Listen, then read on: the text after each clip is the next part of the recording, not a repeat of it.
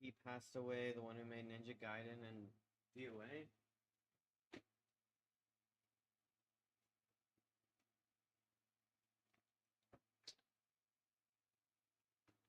Was DOA. That's sad.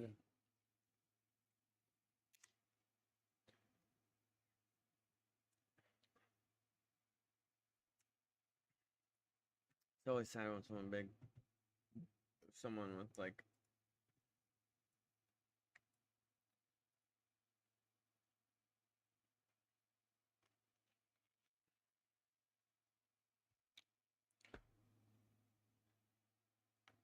DOA the fighting game. Ah, okay.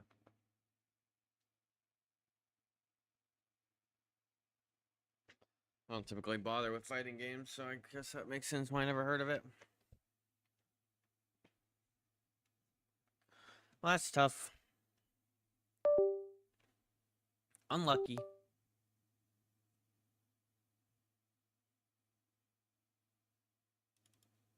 You ever think about how bad it's gonna be when the freaking the god tier generation dies? Not saying like the whole generation is god tier, but they have some god tier people like Miyazaki.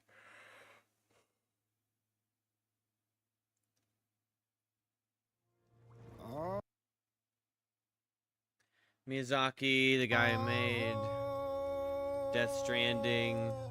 I don't remember if he's another Miyazaki or if they have the same first name.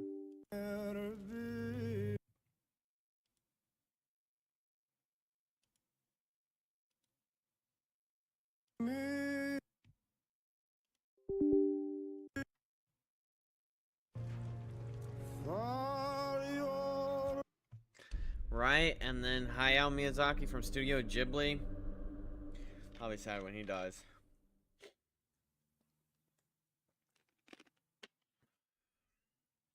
I don't know. I don't know too much about like creators behind things that often, other than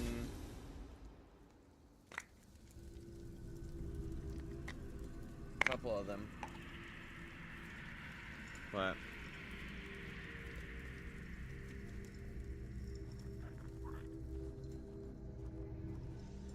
once that kind of stuff drops, that would be a tough time.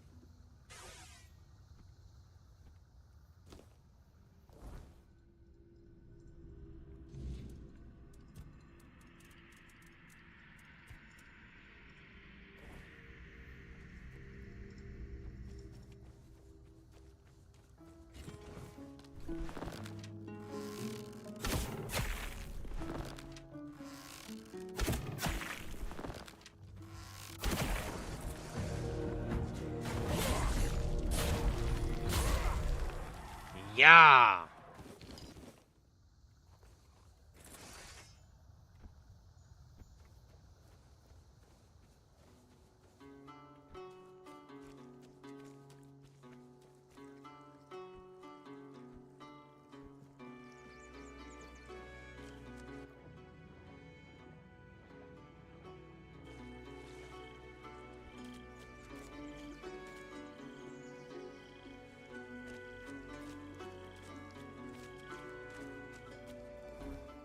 It's like shift out of the swamp was odd to me.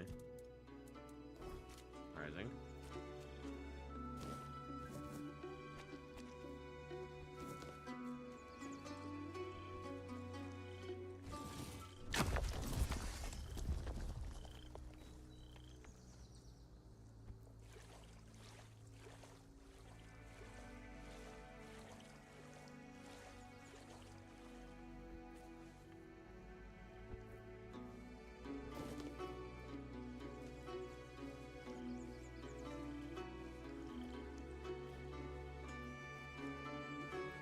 It's crazy that I just full looped around just to come back to the same spot that I need to be in.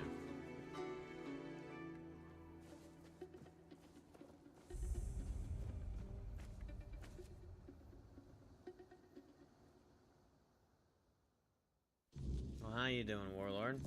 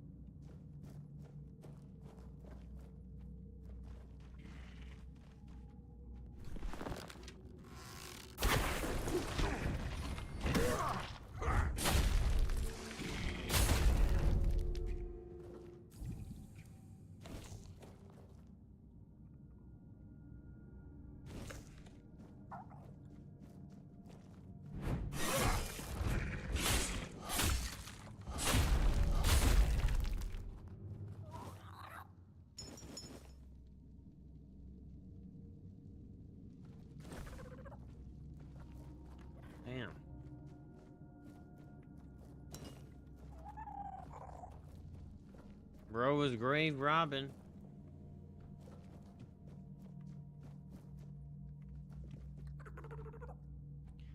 No Baskin Robbins.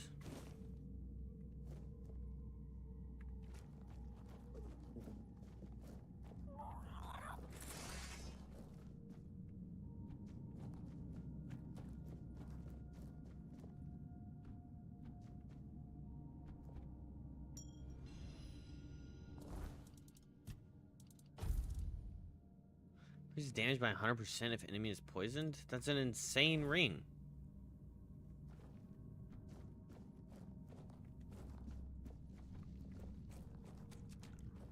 Is it hard to add poison?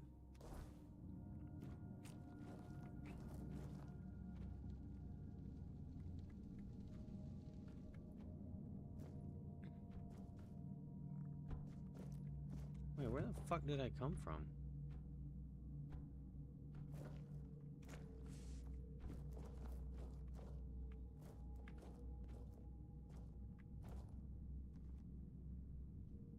Did I really drop down from up there?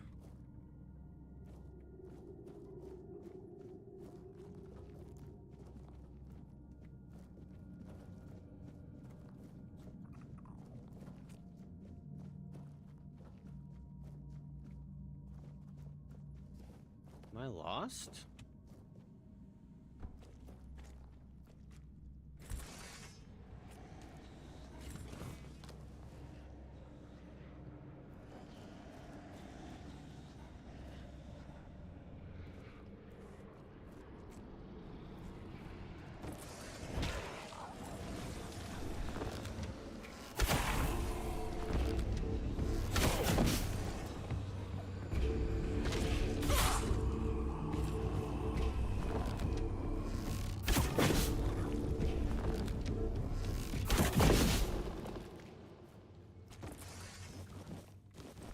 It's a little awkward for the stump because his little mortar attacks were hitting the ceiling. Robbie from Grubwood.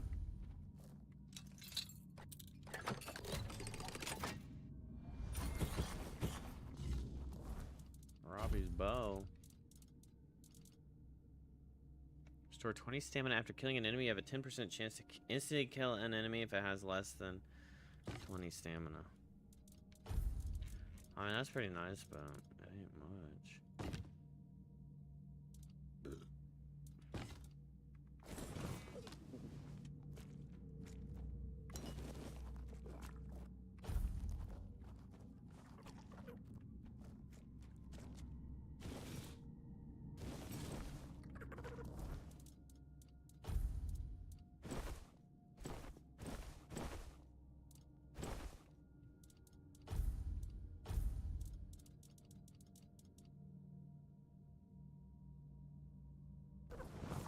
Blocking poisons attacker.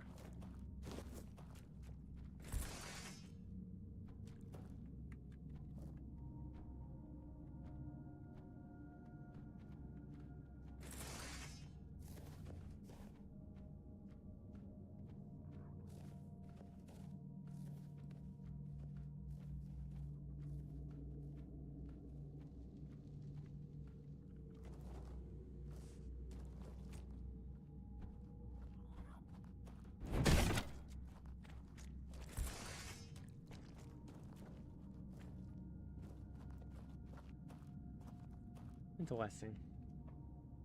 Little backdoor action over here.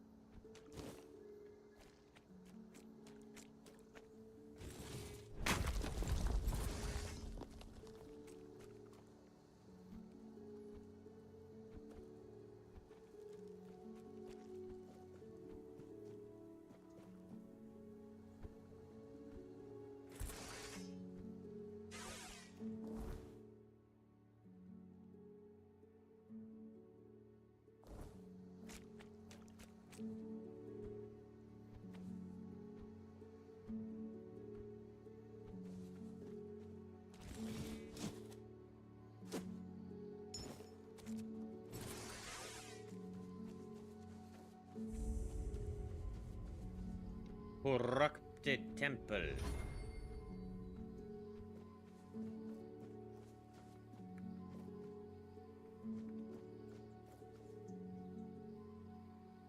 Exciting.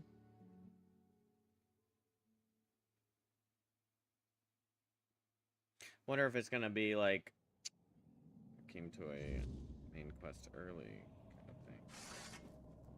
Well, that doesn't feel correct.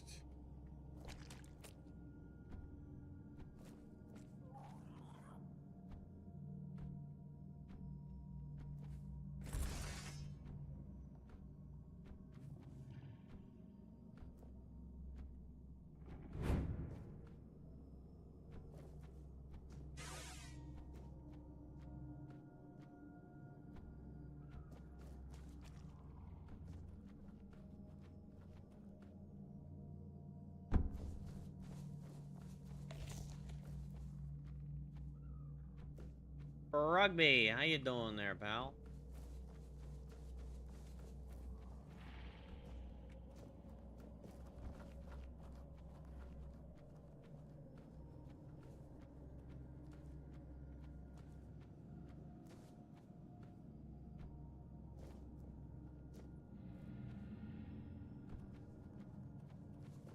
My voice. Find my voice. They have it, twisted it, and now speak in my name. But their words are not mine. Find my body, once undying, now rotting in endless torment. Free it. End this agony.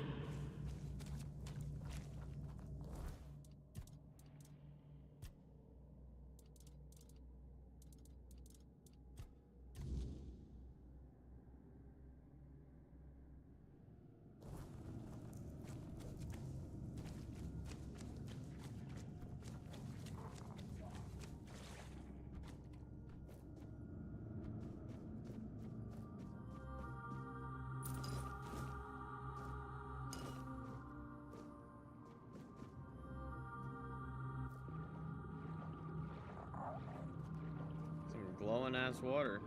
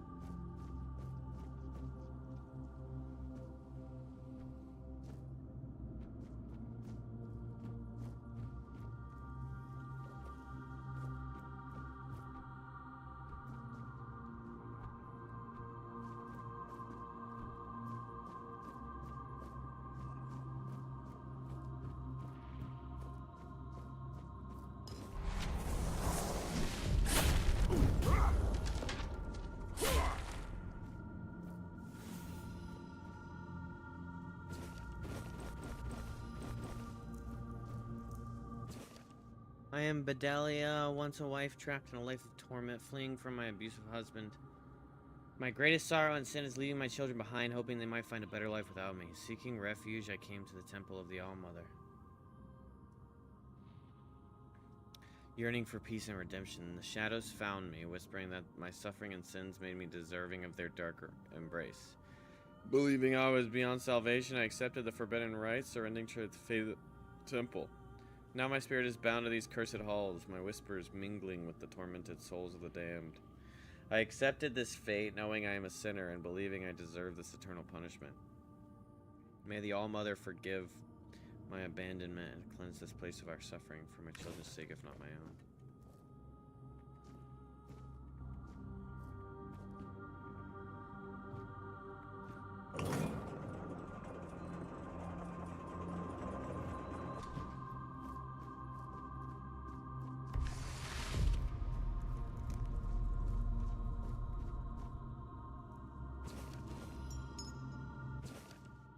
As a high priestess, I was entrusted with the sacred duty to guide and protect our order. The All-Mother bestowed upon me the wisdom and light to lead my sisters, yet it was I who led them into the abyss. The whispers of darkness promised us salvation in our time of despair. Crops failed and our people starved. In my desperation, I sought a way to save them, turning to forbidden knowledge and dark rituals.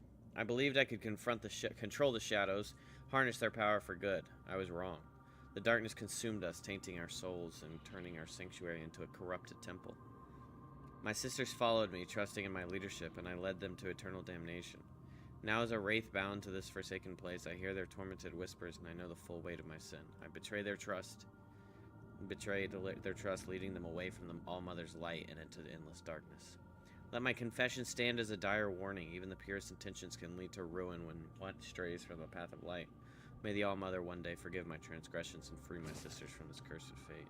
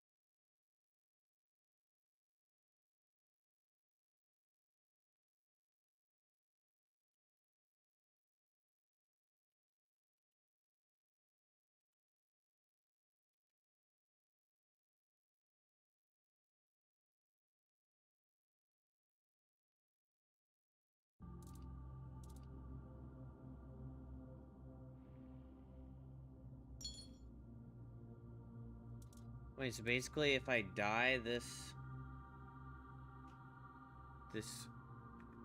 gives me plus 35 max HP.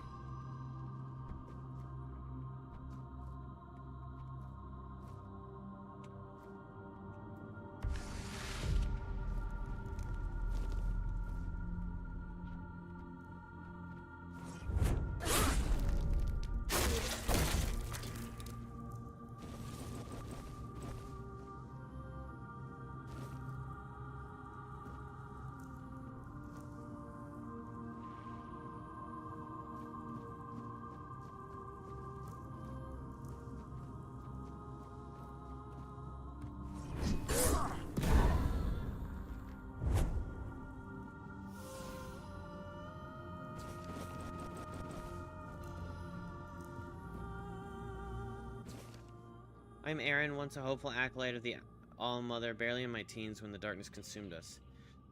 I was not ready for the weight of priesthood, and the shadows saw my vulnerability. Whispers of power and acceptance lured me.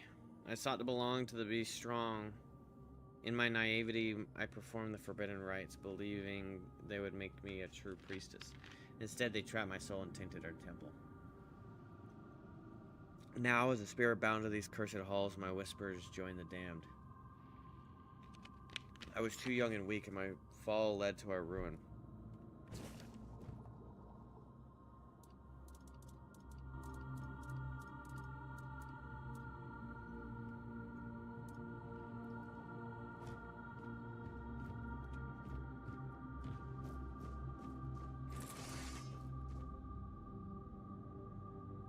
That is so cool right there.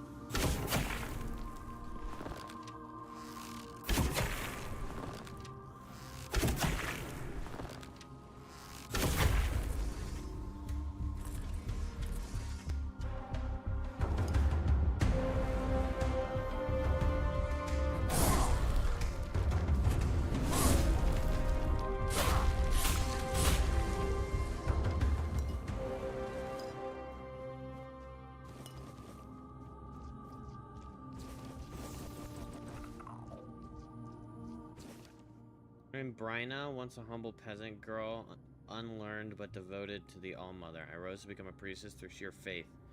The shadows preyed on my ignorance, offering false promises of wisdom and power. Desperate to prove myself, I embraced the forbidden rites, believing they would bring honor to our temple. Instead, I led us into corruption. Now I am bound to these haunted halls.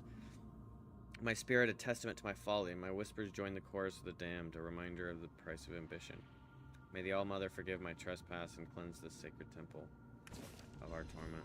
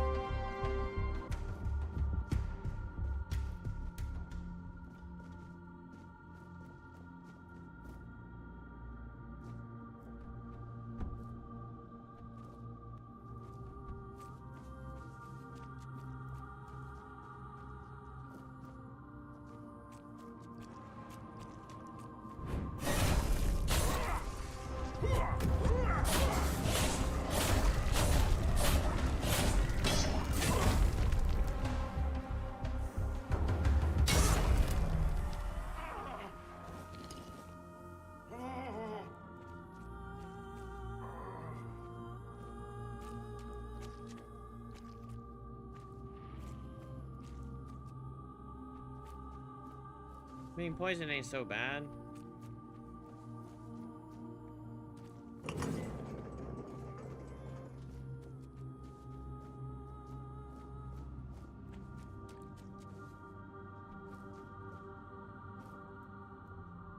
Quit crying.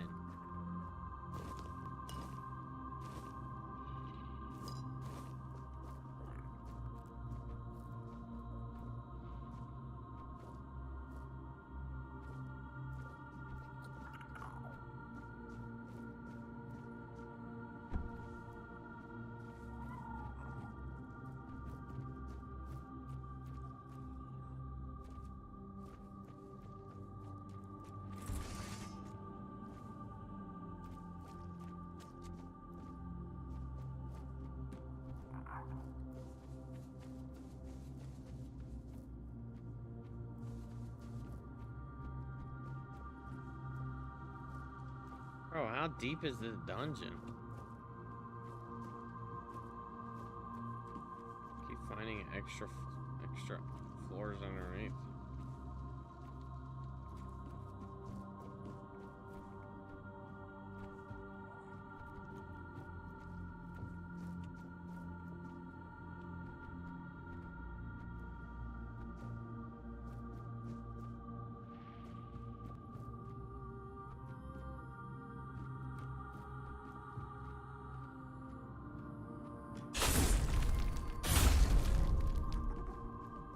No.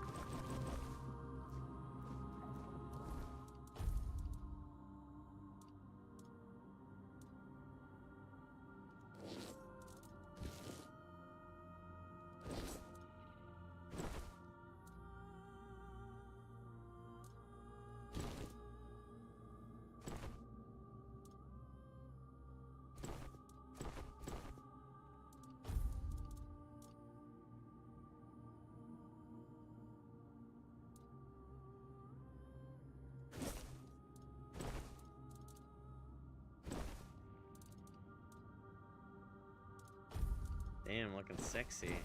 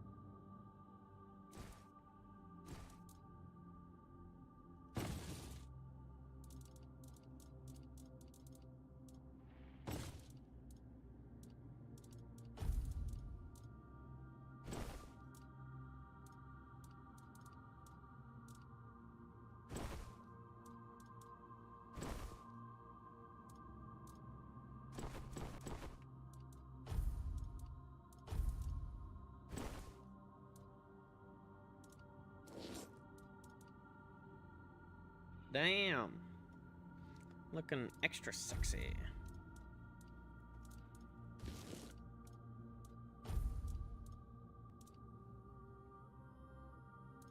Oh damn, these beds are worth a lot.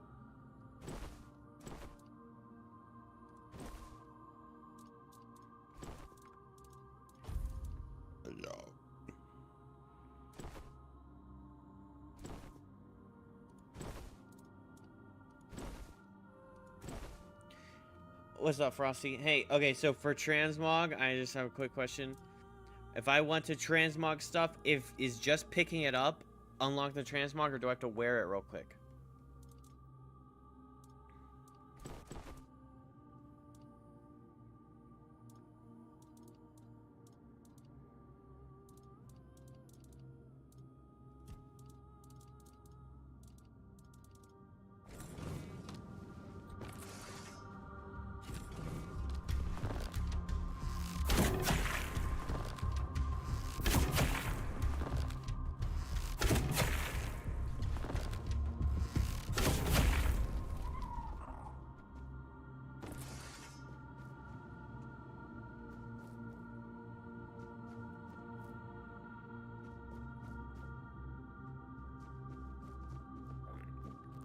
Has to go in my stash?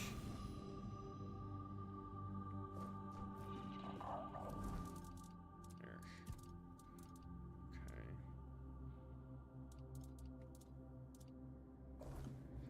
Thunder's bow is sick, isn't it?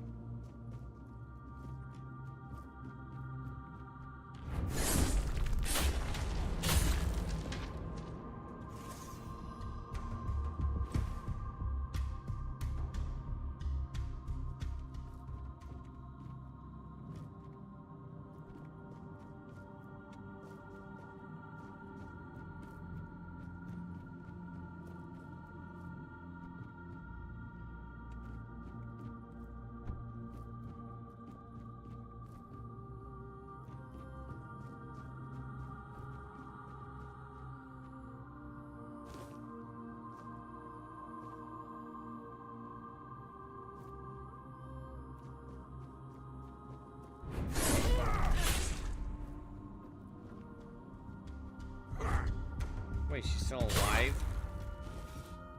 Bro, that's that was fucking funny.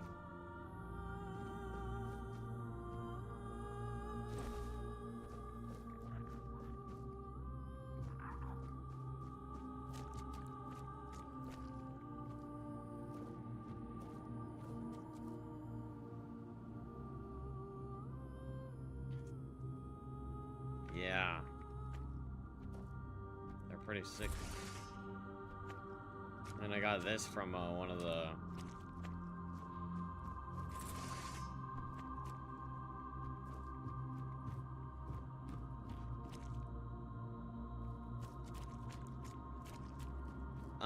No. My points are really, like, not well spread out. I didn't... I've just been putting points in things that I want at the moment. I haven't really been, like, crafting a build for... I think I'll get frustrated if I'm just, like, way too strong. I like that it is still, like, relatively difficult.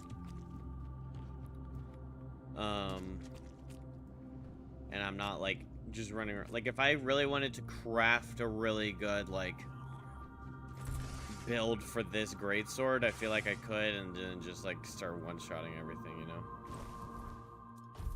Is this worth anything?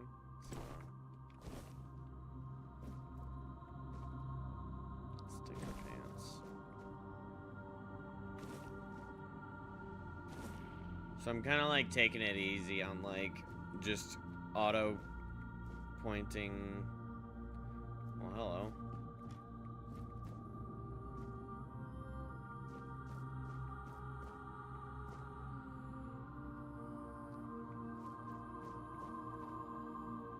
Aww. So you may be using Thunderous for a while. I would suggest putting some sockets in it for weapon relics. Yeah, that's true.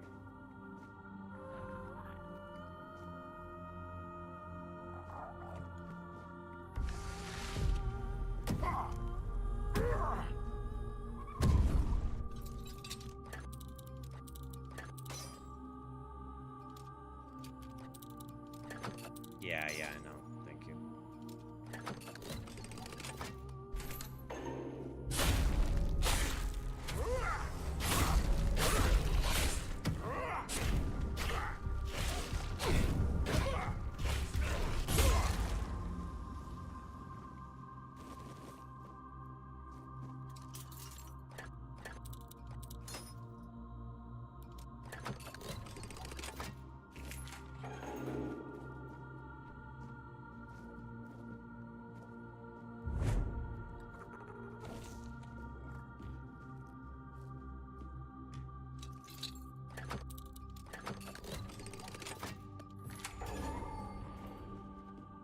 This game is like crack, it really is.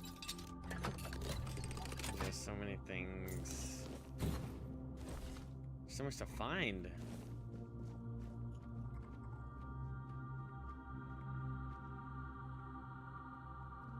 I want to talk to that guy.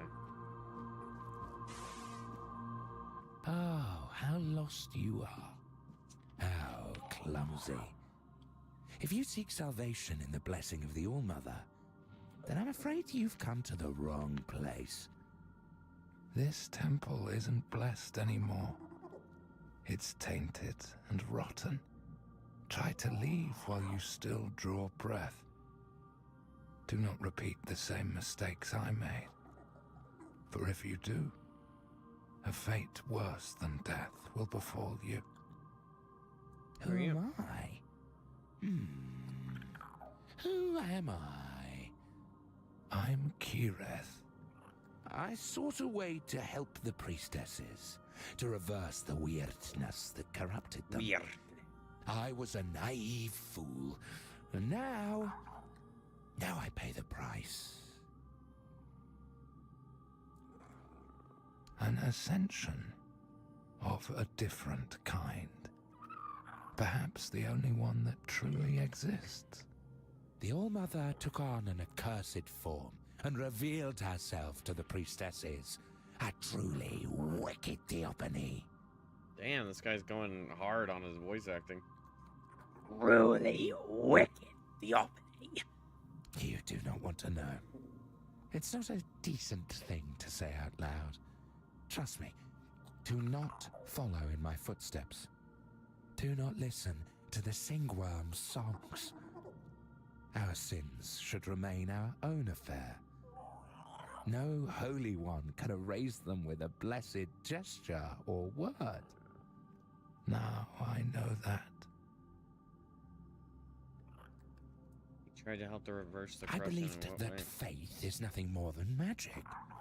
So if someone's flame of faith was strong enough to care for others, Perhaps the fire could be kindled once more to free them from corruption, but I failed. Is there any way to I help you? suspect that to break the seal that keeps me here, one must first possess a sin. but whether you are sinful enough, that is not for me to judge. The Frithir, however, knows much about sin. Still, I can't ask you to do this for me. It would be best if you simply left this place.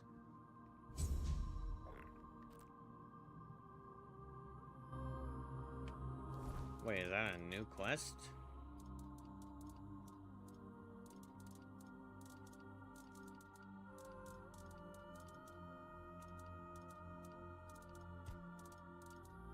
World without end.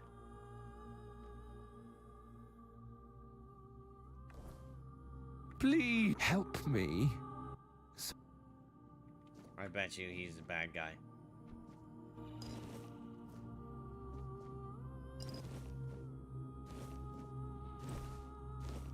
He's got the bad guy voice to him.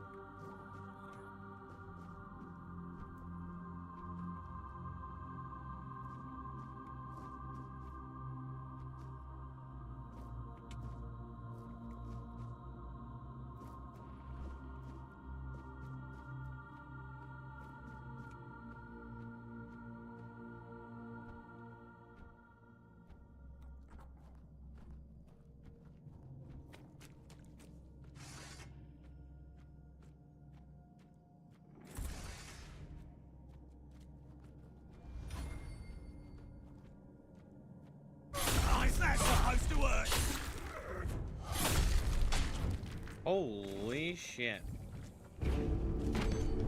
Your gold belongs to us now.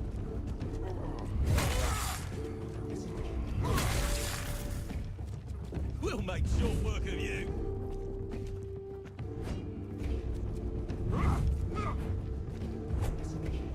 This is how it's done.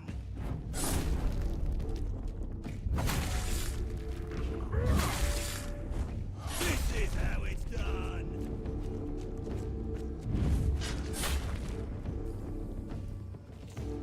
I'm taken down.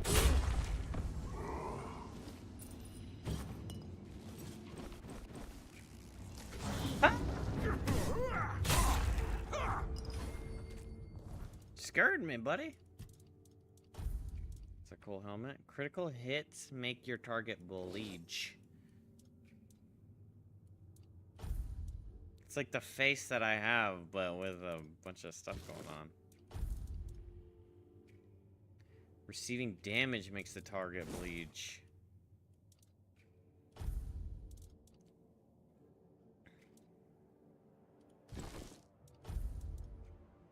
Increase your attack speed by 1% for every stack of bleed on nearby enemies.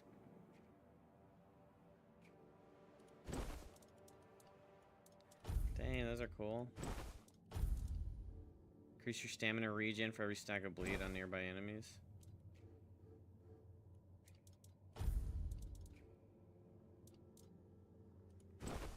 Yeah. Movement speed for every stack.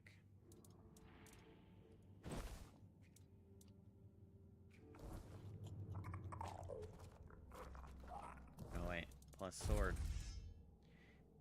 100% more damage based on enemies missing health. Dang, that sword looks sick. That sword looks sick.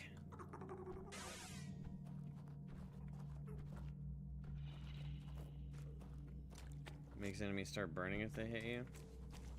So then I could have like a retaliatory like bleed and burn. That'd be pretty cool.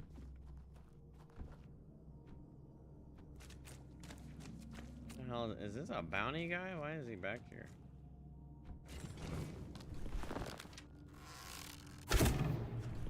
Okay.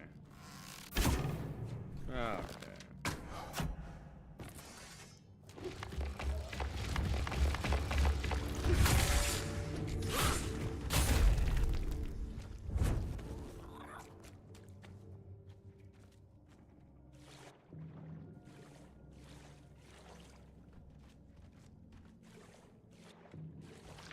No, wait, I'm swimming.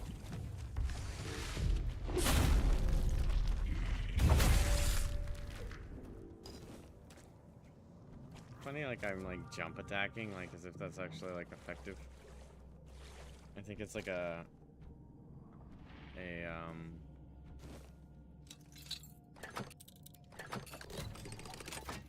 like a Elden Ring impulse.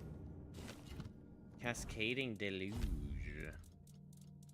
We got inspired the other day because we did sub 1 hour with our group on Peak, so today we tried to get 45 minutes and we got 45:21. Oh gosh.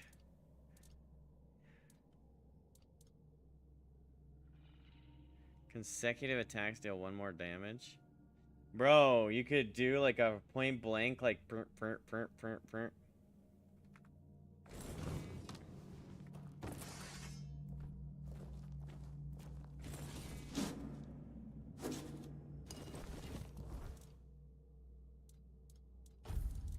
Turn it into a speedrunning group out here.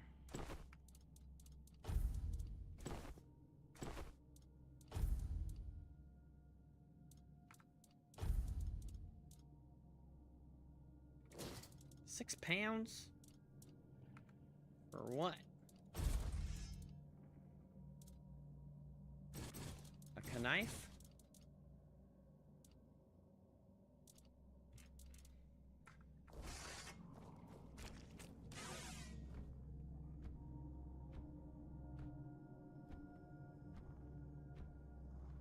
Yeah, I remember you got that idea in the stream, in my stream. Yeah, you're welcome. I gave you the idea. Just kidding. Yeah, that's cool. Well, you gotta get those gloves, or you're just gonna use the skin on the shovel.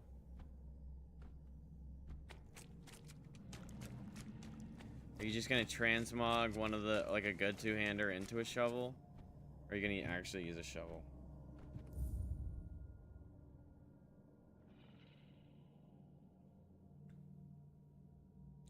Having a problem finding gear to make him look like Shovel Knight. Doesn't he have like horns? Yeah.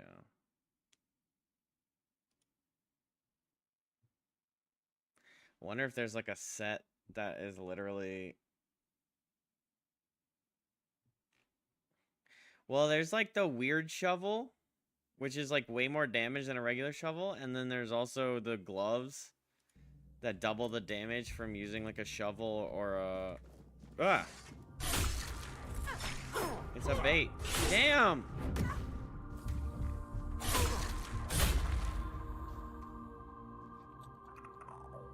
To be honest.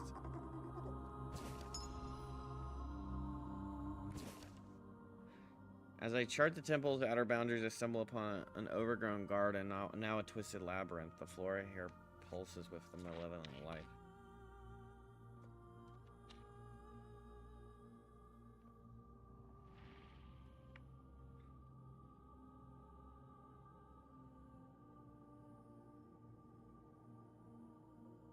The heart of the crypt, I found a grand chamber filled with decayed tomes and star charts. The priestesses did not attack, but watched as I copied their celestial knowledge, perhaps recognizing a fellow seeker of the truth. Well, I think they attacked eventually.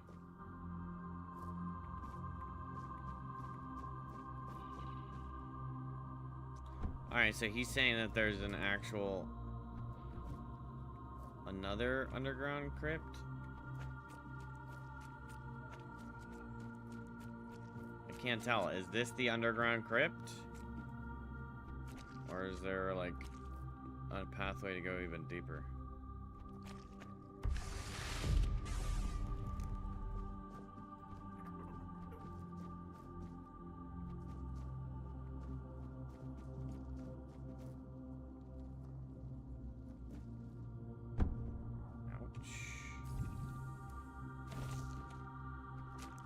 did not feel like I fell so far to deserve that.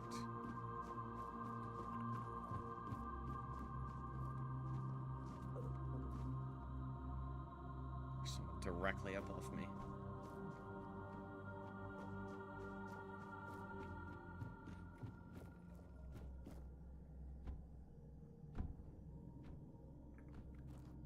I don't know what the fuck that is. Assumably nothing.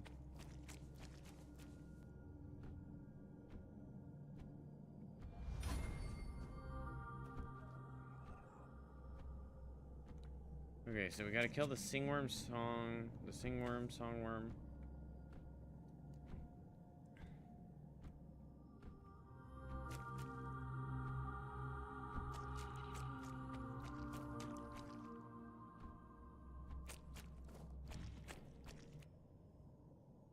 Take me, All-Mother, into your embrace. This feather is a symbol, my light heart. This rose, this sage. Please protect me. Love me as I love you. Wait. Feather, rose, sage.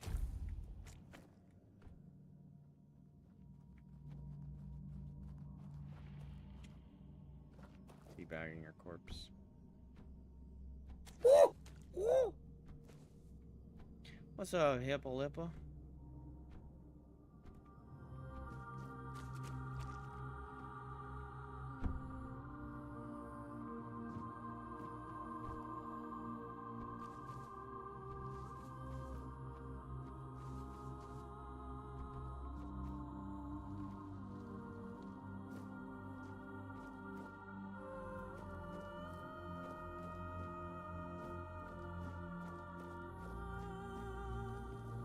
Acting up for anyone else? I'm not sure.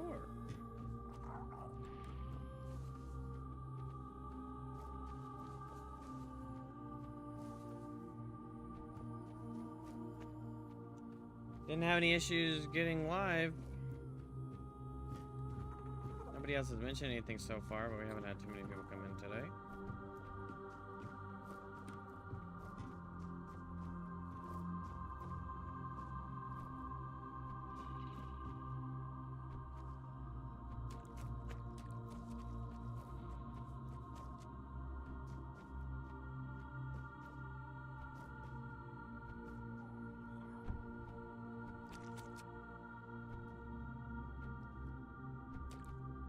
To properly explore, but this place is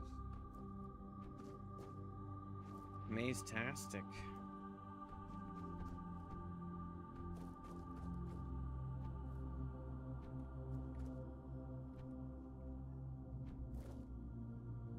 Well, this is a frustrating setup.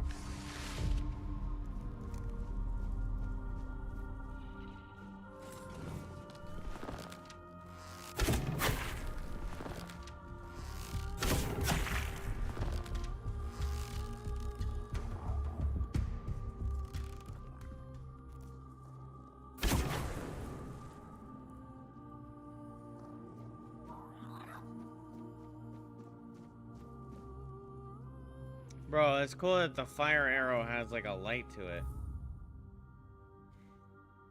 Why is that air so wet? Oh no, it's because my shot's so clean, baby.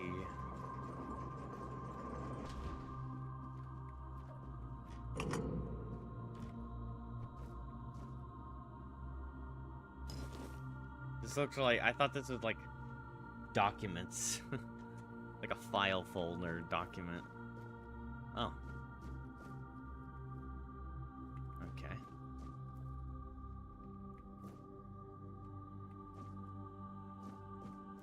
all creepy. Imagine you walk into somebody just walks into your home and just stares right in your face and calls you creepy.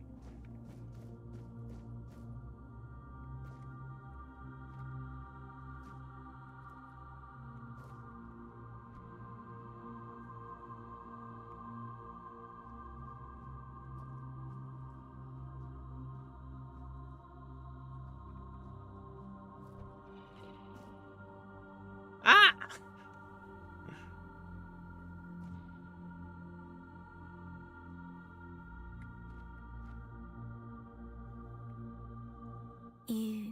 You can see me, hear me.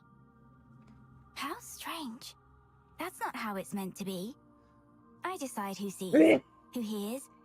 Yet here you are, unbidden. Why? Oh, I'm bidden. An offering upon the altar of the All-Mother. Sacrificed and brought back Yes. before Her Majesty.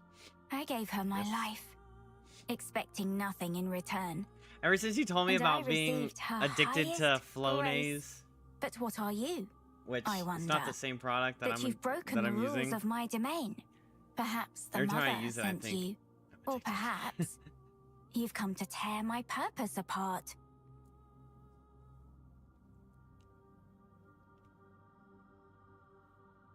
I am Laurelia. Do you know my One step title? closer. I am the herald of the All-Mother, her voice. And all who heed her voice shall receive grace. Like, I While just have those who such defy insane her sinus problems, and I shall always perish. have. You will carry out Had her them. will fervently, won't And so when I you? wake up and I'm like,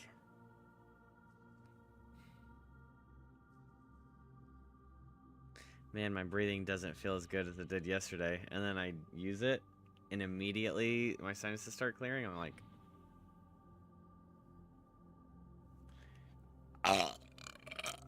ew.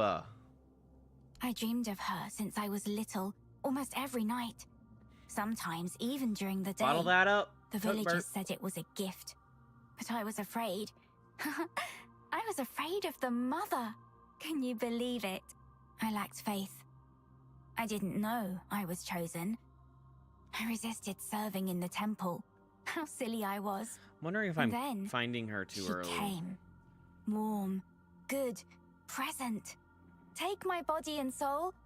Take my life, Don't be Mother. surprised if I China's accept sitting your offering, down my in a child. circle in her Rise room and and start to walk, stream one day. and I shall speak through you. Be my voice. Oh gosh. The TwitchCon disaster? Yeah.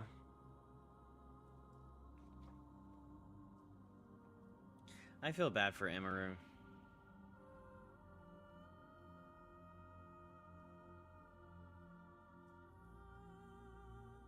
Especially, like, 'cause she's about to drop a bomb about Mizkif. Which, let me tell you, chat, ever since ever, I always just, I didn't know why, and I couldn't explain it, but I'm not a natural born hater of success, right? So I don't just go like, ugh, I don't like that guy. But I have, and of course, nothing actually has come out yet, or whatever, but I can imagine what this might be, like him putting pressure on her for sexual favors. But I have always had, like, a feeling about that guy. I don't know. I don't know if I've ever voiced it, but I've just been like,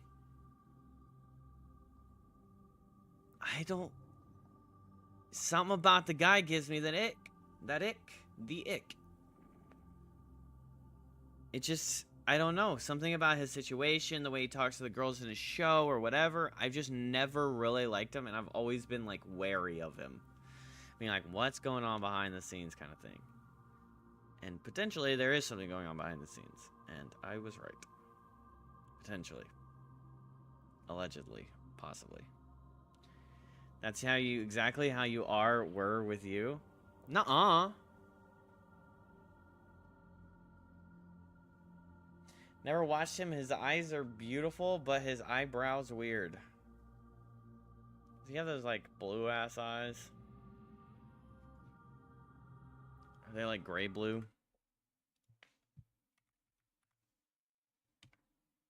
Yeah. I bet they're fake. Never was much of a just chatting stream watcher and never big streams. Yeah, it's hard to...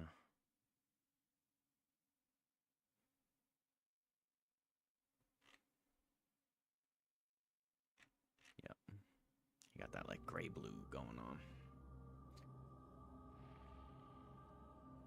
Lucky motherfucker. Her will is to offer you the truth that will guide you in the darkness.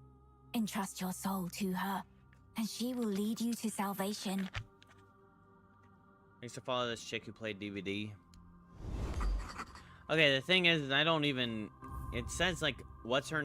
The All-Mother told me to take her voice back, but All-Mother didn't tell me shit. So I don't know if I started this quest on accident because I found the cave without starting the actual, like, go here quest, but... I'm not All-Mother nothing until I search the rest of this place. Should start stream and be on the starting soon screen for that's a, starting soon screen for about an hour, and then she'd be like, okay, we're playing DVD today, and be in the DVD category and would do just chatting for like 2 hours, and it irritated me.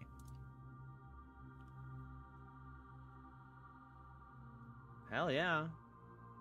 That's how you fucking manipulate.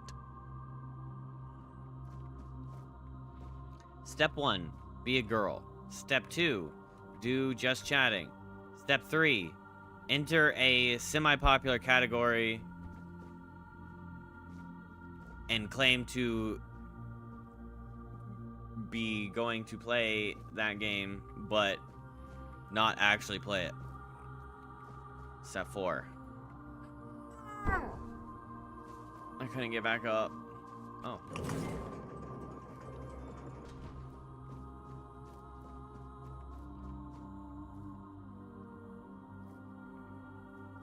There's a corpser.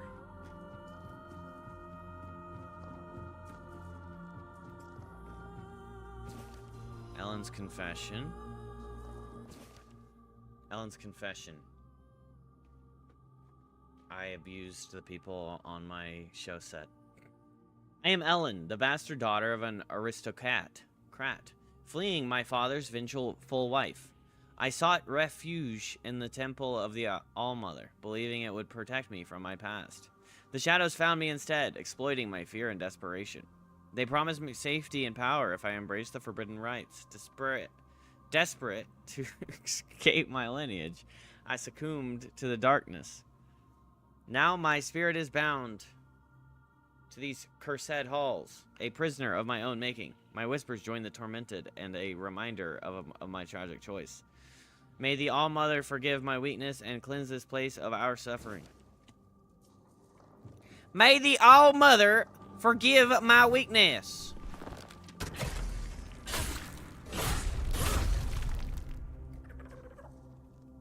I'm just out here like slaughtering a bunch of priestesses.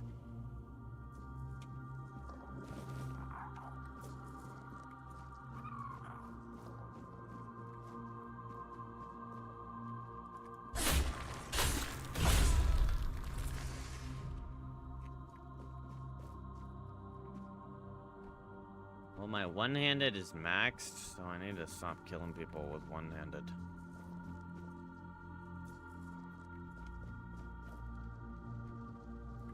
If I want to be jack of all trades, I don't want to just be jack of some trades.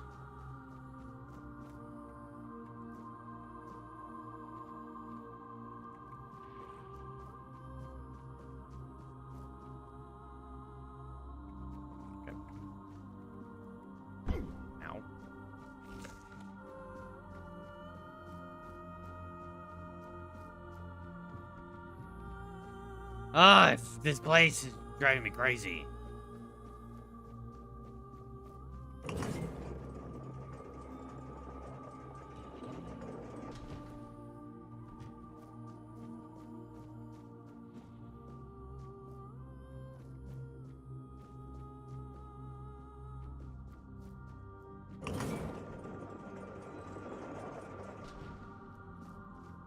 walking in circles.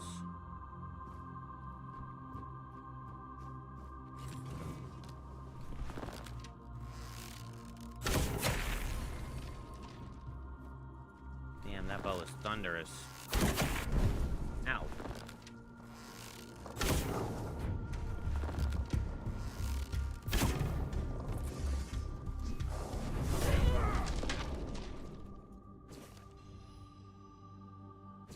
In the beginning, we were chosen, blessed by the All-Mother, to guide and protect our chance. Oh. Our chance once filled these halls with light, and our hearts were pure, but pride became our downfall. I, Ilara, sought knowledge beyond our sacred text, believing I could master the arcane secrets. The darkness was cunning, presenting itself as enlightenment. I delved deeper, leading my sisters into forbidden rites, convinced them we were destined for greatness. The darkness promised us power, and we were blind to its deceit. Our rituals grew twisted, our chants a mockery of their former glory. One by one, we fell, our souls ensnared by the corruption we had invited. Now we linger in this cursed temple, our spirits trapped between worlds. We whisper our regrets into the void, hoping someone will hear and understand our sorrow. We are shadows of what we once were, eternally are bound to our mistakes. Let this confession be a testament of our hubris. Seek not the forbidden paths, for they lead only to ruin. May the All-Mother's light one day cleanse what we have tarnished. There you go. A little bit of lore for you guys.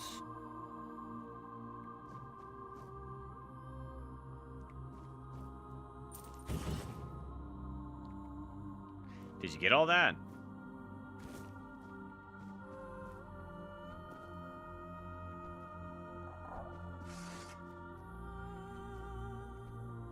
Ew. Wait, I can talk to you?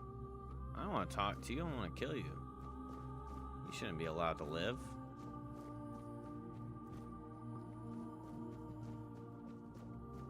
Turtar. Look at you, bro. Why should you be alive?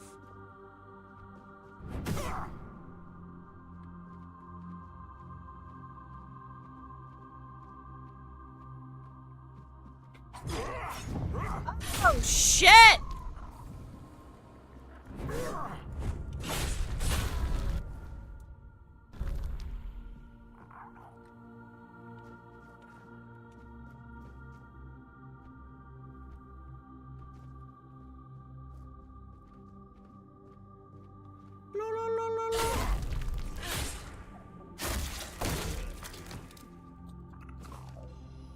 Myra. I am Myra, once a prosperous merchant who built a life through hard work and shrewd deals. When my fortune crumbled and I lost my way, I sought solace in the temple of the All-Mother. The shadows preyed on my despair, offering false hope and renewed power. In my desperation, I embraced the forbidden rites, believing they would restore my lost success. Instead, I led us all into darkness. Now my spirit is bound to these cursed halls. My whispers mingled with the damned, a testament to my folly. May the All-Mothers forgive my transactions, completely this place of our true God. Ha! Ha!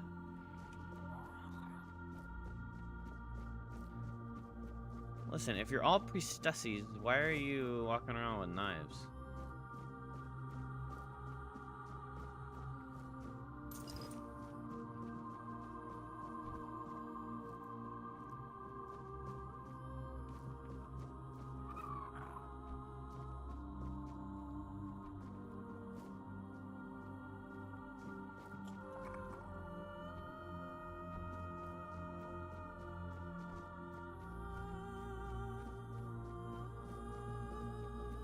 Bro, so many, like, turns.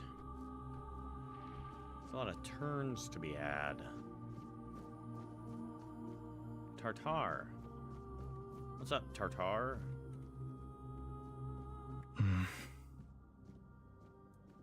Who are you? I asked you first, bro. Let us pray together.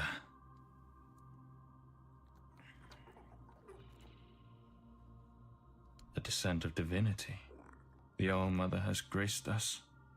I came here only to ask. Shall wings. He's got that, like, voice unbefitting of his body. Reminds me of Dark Souls. A shell. A gift sent by the All-Mother. Maybe it's the way the Gift that one day Divinity will fall Original away. Sin? And when that day comes, I will be able to unfold another gift. Wings. They will let me fly away when the dawn of the end comes. I heal to none. All Mother, show us a person or something. All Mother, lift from. I don't pray to the All Mother. So that I may spread. Would you like to add some? I pray. The voice. Lorelia. She carries the voice. Yes, I met her.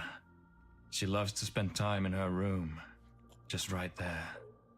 Many voices there. Too many. The body. I don't want to speak of the body. Terrible things. A terrible fate. I don't want to. Bro, look at his feet.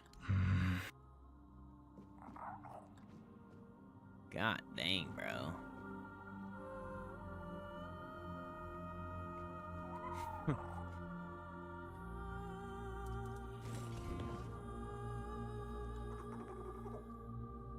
Damn, bro. It'd be cooler. I thought this was his feet, and they were just like no toes and like the toe bone stump. It'd be a little more gruesome of a detail, you know.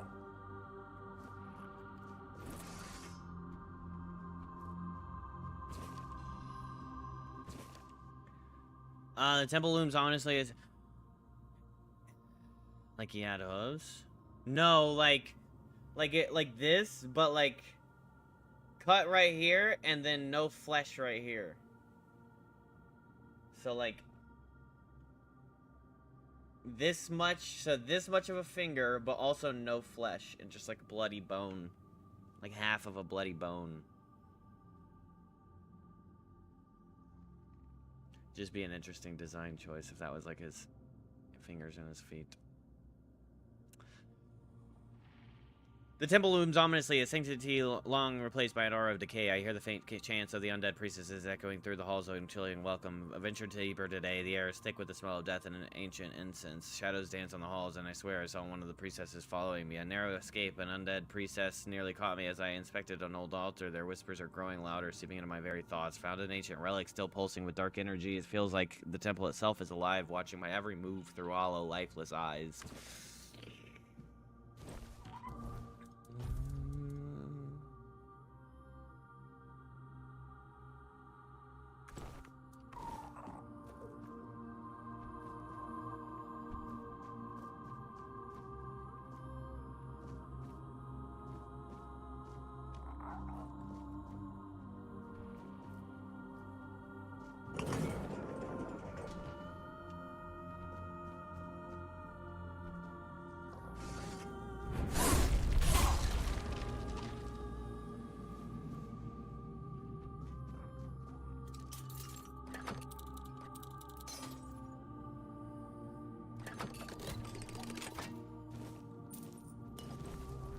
What helmet? This one?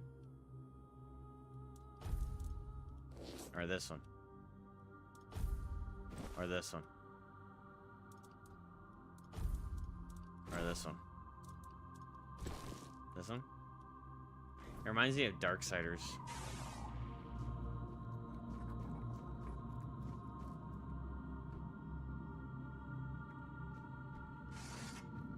What's up, ho? Celine of the Night Moon. That's a name I haven't heard in a while. Darksiders, yeah. I am Celine, once a lady of the night, seeking redemption for my past sins. I came to the temple, hoping to find peace and chance to change my life. The shadows found me, whispering promises of absolution and power. Desperate for a new beginning, I embraced the forbidden rites, believing they would cleanse my soul. Instead, I condemn us all to darkness. Okay, yeah, this whole part is the same, so that's enough lore. It's just a confession in the beginning. Canine meat? I don't want no canine meat. Gross.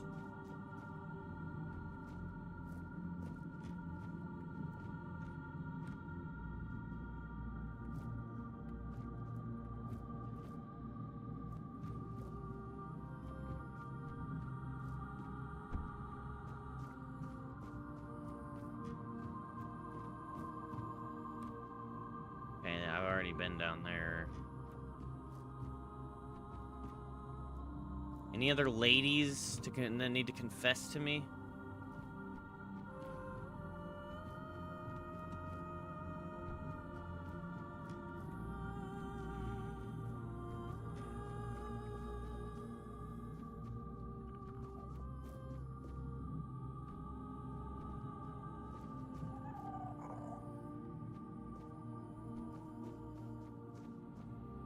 Oh, hell no.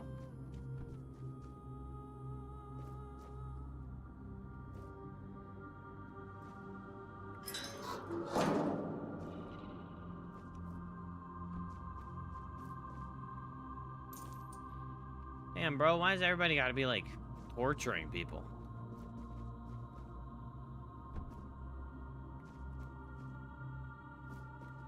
Everybody out here being shitty. God forbid people have hobbies? That is diabolical.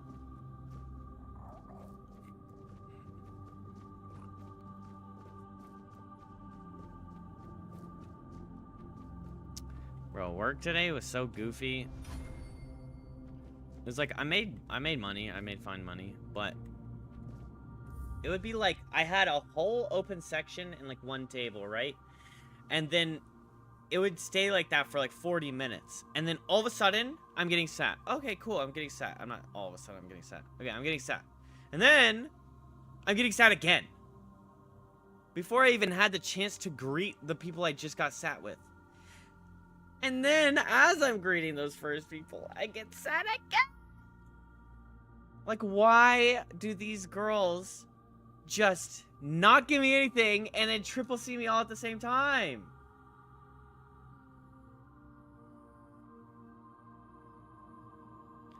Complains about not being sat, complains about being double, triple sat. There's nothing in between! There's supposed to be a fucking rotation with 6 other servers. Why am I getting back-to-back people? Are you being mean to them? I ain't never mean to anybody, really.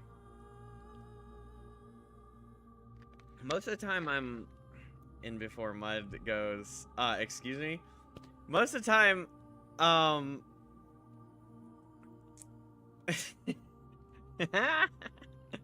most of the time I may turn my cheek, especially at work, because it's really not worth it. I'm not letting people that are in bad moods get me in a bad mood as well. Like today, for example, the bussers sometimes aren't doing their job properly. And the managers have been stressing, if something is wrong, get the managers involved. That is our job. Don't just sit there with a problem. Go talk to the manager if you see a problem, or if you feel like there's a problem, and then you can talk it out with them. So, like, okay, so they basically remodeled the way the bussers work, and so now they're called server's assistants, and so now they are supposed to help pre-bus tables, and they're supposed to help prepare tables for, like, if you're doing a family style for the next meal, or I can just ask them, hey, can you go grab a water for the lady at 62, and shit like that, right? I mean to chat all the time. The gaslighting is insane. I'm turning the stove off right now there, buddy. And they, so it's just their job. And so part of the starting of the job is the table sits down, I do my greet, I ask them what they want to drink, and the server, or the busser, now the bringing bread and oil is offloaded onto the busser. You go to bed crying like once a week? Yeah, crying with pure joy because you got to grace yourself in my presence. The busser, the bringing bread and oil is now offloaded onto the bussers. Okay, well, at that point, that now means I'm not really paying attention because my mind is, okay, you're gonna do your job properly because I'm doing my job properly, and we're all gonna do our job properly, and we're all gonna get paid properly. Well, I'm like bringing back the wine to the table, and I'm like, okay, so are we ready to send some appetizers to the table, or do we want to get straight into dinner? How are you guys feeling? And then they're like, yeah, let's order some stuffed mushrooms. But also, can we get bread and oil to the table? And I look down and there's no bread or oil at the table. I'm like, oh, I'm sorry about that. Yeah, there should be bread here already. Let me get it for you. Then next table. No bread for literally like 15 minutes. But it's like something like, okay, this is not my job anymore. And I'm not a not my job person. I will go get the bread if I see that there's no bread. But the fact that it's been 15 minutes and I'm not paying attention to that small detail because that small detail is no longer part of my pay attention to it. At least not at the beginning. If we're like 45 minutes into dinner and they don't have bread or they're out of bread, I'm like, would you guys like more bread? Then I'll go grab bread. Or I'll be like, if I'm passing a bus, I'm like, hey, I'm grabbing this. Could you grab bread for 52? But then, so one of the managers walked by. I'm not even going to respond to that because I've already clarified. The manager walks by and he goes, hey, what's up, Abel? Hi, you need anything? I'm like, not really. But actually, could you just, I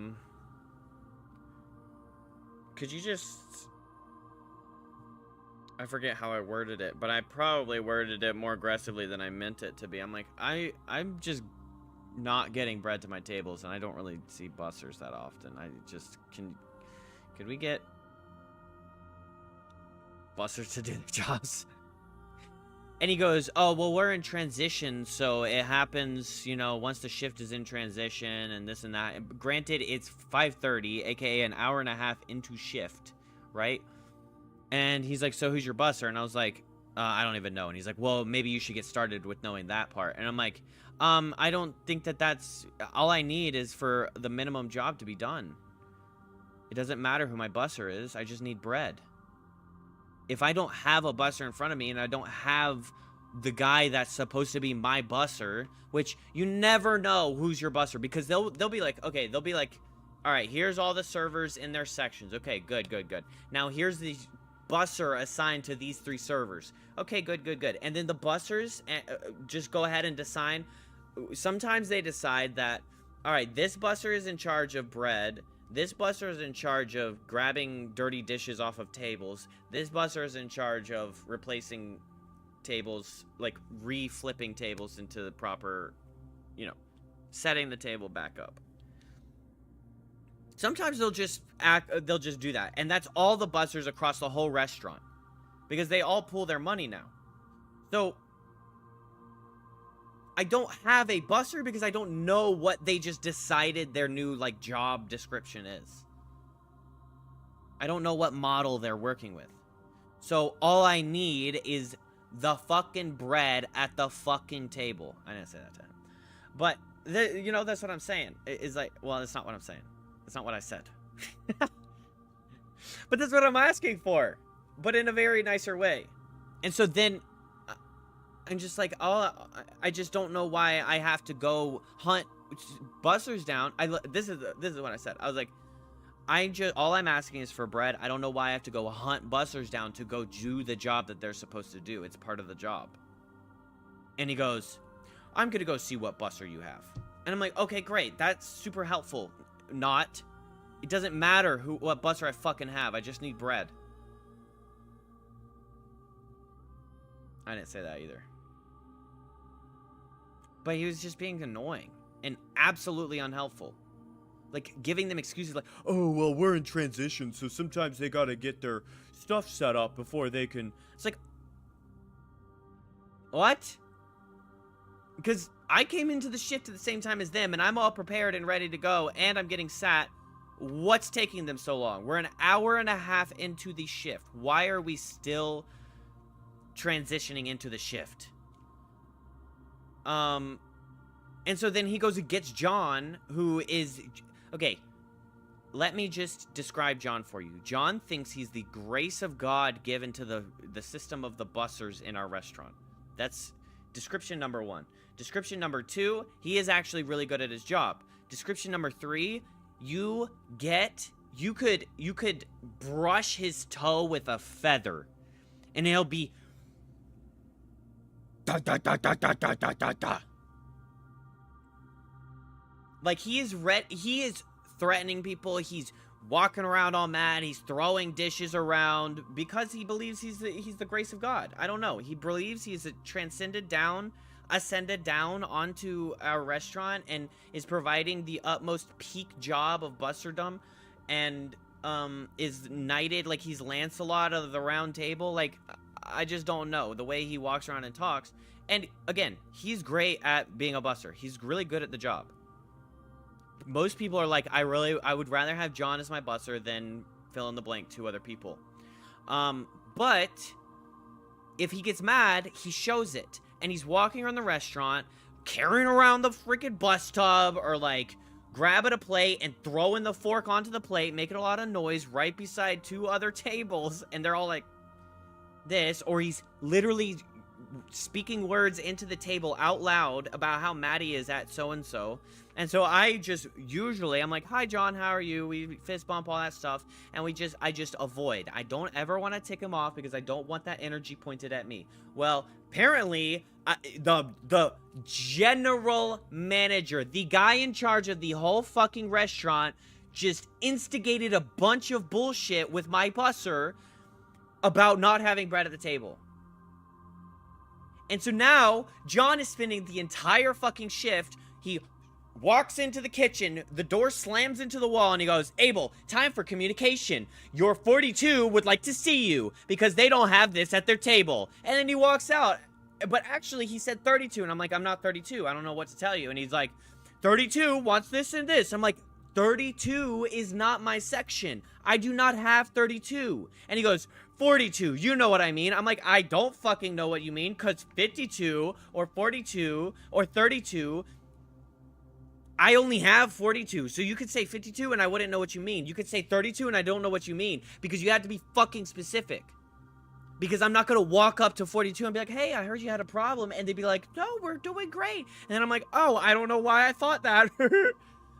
You know what I'm saying? So it's like, you gotta fucking get that right. I get the mistake, but don't come in here with a fucking attitude and then be wrong or say the wrong thing and then get me confused, and I tell you and then you go, you know what I mean? And then I'm like, oh, fuck me. Bro, he went on a tirade. I keep doing this. I don't know why. Probably because I'm getting heated. He went on a tirade, man. Like 6 times I'm overhearing. I'm walking by or hear him across the fucking restaurant talking about this. He even talked about how much money I made last weekend. Because I walked out of the restaurant with $800 fucking dollars because I did a fucking amazing job serving my tables. And I had awesome tables. So I made $800 in one day. Apparently the whole restaurant knows that I did that. The whole fucking restaurant. One girl happened to see my computer, but I don't think she's running around telling everybody. And then the managers knew how much I made. So now the whole fucking restaurant, so my busters are now, or John is now holding it over my head because I made $800 and he's like, I'm over here making $90. I'm like, well, you've been a buster for 4 years. So if you have a problem with how much money you're making on your shift, why are you still fucking here? I'm paying out. So the busters make money off of what we pay. We pay a percentage off of our sales, not our tips. So they get a minimum amount of money, basically. If I sales $1,000, they make $30. And then that goes for every single server. I think $30 is 3%. Something like that. And granted, they just got a 50% raise. It went up from 2% to 3%. And you know what they have to do with that 3% different than what they used to have to do? They have to bring bread to the fucking table. That is what was added into their job description for them to gain a 50% raise. Bread to the table. That is the difference from 4 months ago when they were at 2%. So let's add that on to why I got frustrated that there's no bread at my table. So we could see why I'm a little irritated, and then I'm like, okay, well, the manager's asking if I need something, and so then I tell him, and then he goes and speaks to the busser in the worst way possible, makes the busser extremely mad at me. I mean, this busser, man, if this happens again, I have to speak to management about it, because he is so aggressive, and this didn't happen today. This wasn't to me today. But he is actually walking around threatening people. Talking about beating the shit out of this guy, or I'm gonna start swinging. One of these days, people aren't gonna be happy that I'm in here. Things like that. It's like... But he just gets away with stuff like that, too. It's ridiculous. I'm amazed that he gets away with it, because he thinks he's God's gift, I guess. And maybe the managers think that he's God's gift, because we have some incompetent bussers. We have some bussers where it's like, oh my gosh, this guy's my busser today. But I don't know. I even thought that it wasn't him. I thought that he wasn't my busser. I didn't know who my busser would have been, but I assumed that he wasn't my busser because just things weren't getting done. Just nothing was getting done. Can't make threats like that in this day and age because you never know. Absolutely, you can't.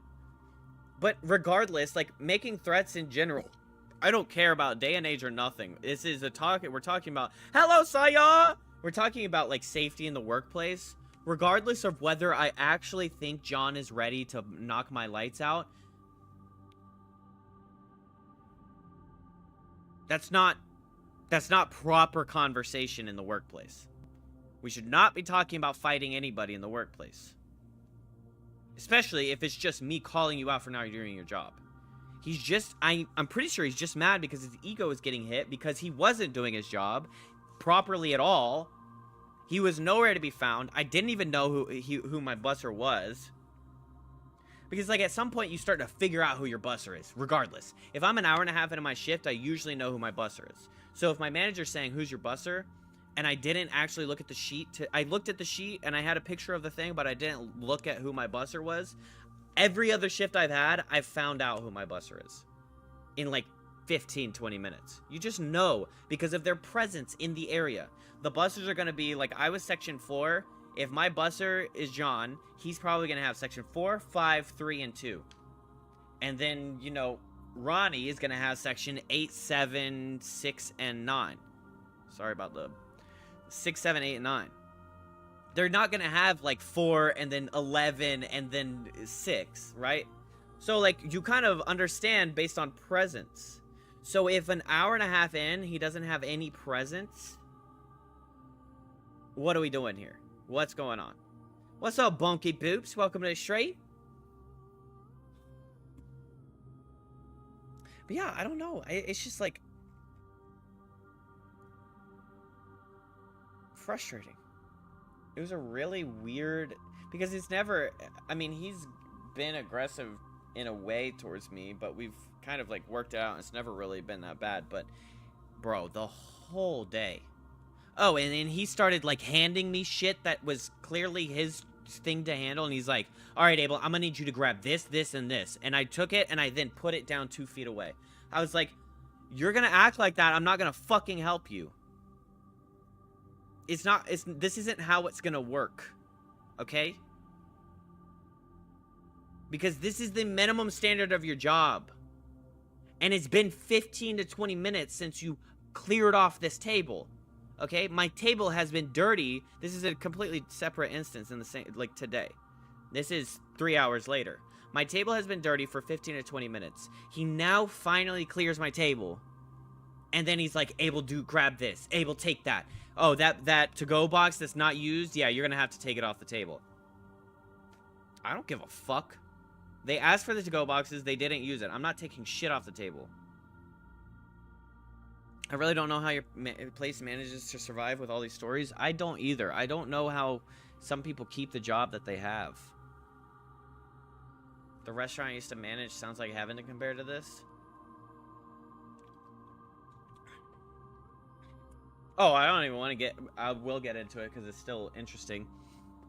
Another nice little problem we had today is every single one of my tables on dinner hit 25 minutes. Every single table. Not every single table. Like 9 out of the 10 tables I got. I don't remember how many tables I actually got. We'll just give a number. 9 out of 10 tables hit 20 minutes. We'll say 20 minutes. Then 3 tables hit 25 minutes. I come into the kitchen and I'm looking at the thing and the timer. I'm like, chef, is there a reason? Could I get like some help understanding why we're at 20 minutes for this entree that's supposed to take 9? Really, every entree has a timestamp. Nothing has a timestamp for more than, I think, like 13 minutes. And that's steaks. Ribeyes, I think you can expect, like, if you take a well-done ribeye, I think you can expect, like, 15 minutes. I mean, I'm expecting 20 minutes from a ribeye, but these were not ribeyes. I actually did sell a ribeye, and it didn't take shit for time. It took like 12 minutes. But all these tables, and so I was like, could I at least anybody go to my table? And so both of the chefs in there just kind of stared at me. And so I am so tired of walking to my table and explaining to them and begging for forgiveness. I get my steaks well done, char that bitch. Yeah, I mean, that's just gross. I can't believe people eat well done steak. But I'm saying that I like a medium steak. Like, I like it right there in the middle. Like, I still like the pink, but I don't like it, like, rubbery. My sister will get it as rare as possible. Most of my family. I actually like it more medium than most of my family does. Everyone else likes it rare in my family.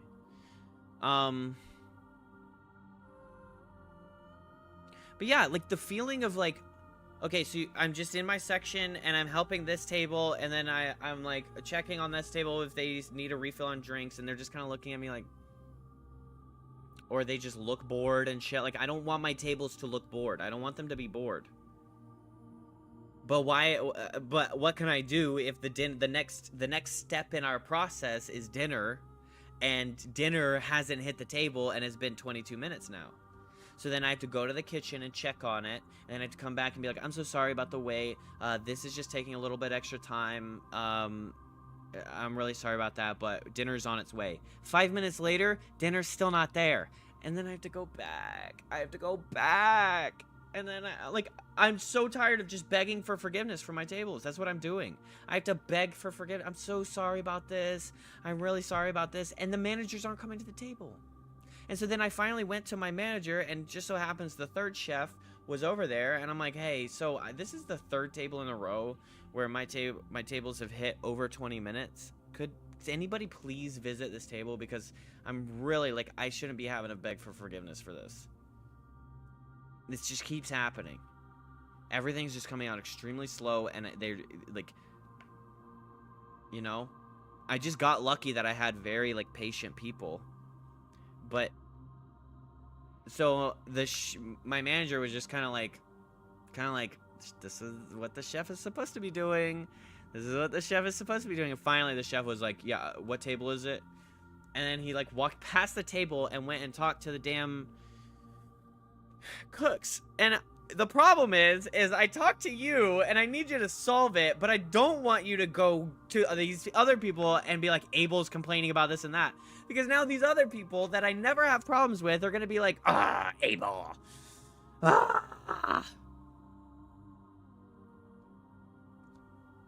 So it's like the second time, but I don't think he really did that because nobody was mad at me after that. But it's like, at some point, I don't care if you're mad at me. Because if you're mad at me, I'm sorry, that's your problem. Why is the food taking 25 minutes? Why? This shouldn't be happening. And what you're doing is you're affecting my money. Like, people are less likely to be generous or just be standard if the whole experience is slow as fuck. If they're sitting there for 10 minutes after they finish their salads and their fucking meal isn't there. Why? It's just absurd. Absurdities. Yeah, so pretty good explanation. I still made my money fine. Like, I did fine. Most of my tables were happy. Should be no bad reviews.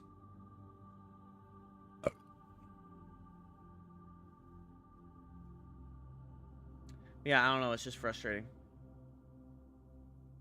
The worst part was definitely with the busser, though. Like, the my time with the busser was just terrible today. And even last night, like, my busser actually, like, recognized, his name's Ennison, he recognized, and he was like, hey, I'm sorry about if, this or this, they were asking me, like, to set up this 10 top, and then I had to set it up for 12, and then I was across the restaurant, and I was like, oh, it's okay, I mean, it is what it is. I have an idea, like, I understand once things are getting really busy that you can't always be, like, perfect in getting things out there right away. I can get it. There's just times when I'm overlooking it and I don't realize because I'm not thinking about it as part of my job. If getting bread to the table was my beginning standard, I wouldn't have any issues. But because it's now been taken away from me as my job, like part of my job description for greeting the table, I'm not thinking about it. I'm thinking about all the other steps in my greet. I'm thinking about getting their drinks to the table. I'm thinking about getting their alcohol orders or their appetizer orders. Because I now have an assistant that is supposed to be thinking about getting bread there. So why am I bringing bread to my table for the 4th time in a row? And then they go, yeah, can we get bread? And then I'm like, I look like a fucking idiot. I'm just like, oh, there's no bread here. My bad. Or there's no silverware. Oh my gosh. Once dinner hits the table and they didn't have roll-ups, and I don't even think about it because it's like, oh, the minimum standard is that there's fucking silverware at the table, right? We don't sit tables down when there's no silverware, right? That's right, right? I mean, am I crazy for not walking up to the table and be like, oh, you don't have silverware? Haha. Oh my god. The amount of times people just didn't have silverware. Or, you know what I watched, and it just made me so furious. I watched a busser prepare a table, or actually maybe it was a host stand, prepare a table for a 5-top, so she had to move it around. She reached over into my section, grabbed the silverware off of my section, and put it on the table she set up. And then I sat there, and I waited. I watched for 2 minutes. Did anybody come back and put silverware back on that spot? Did this young lady bring silverware back to where she replaced? What's the answer, chat? No. The answer is no. She did not. I just watched for 2 minutes. She did not replace the fuck up she did in the first place. Oh my god! And I'm like, thank God I saw it, because that's another table that would have been like, yeah, well, so we don't have silverware. I didn't say anything. I didn't say anything to her because I'm not trying to start trouble. I just went because I'm not gonna say things to be a petty bitch when I can just go grab the silverware. But I'm still gonna observe it and take note of how stupid you fucking are. But all I have to do is go grab 2 rolls of silverware and put them back. But it's just like the fucking principle of it. If you're gonna, like, I don't care that you did it. What I care about is you didn't undo it. Because it's so easy to undo it.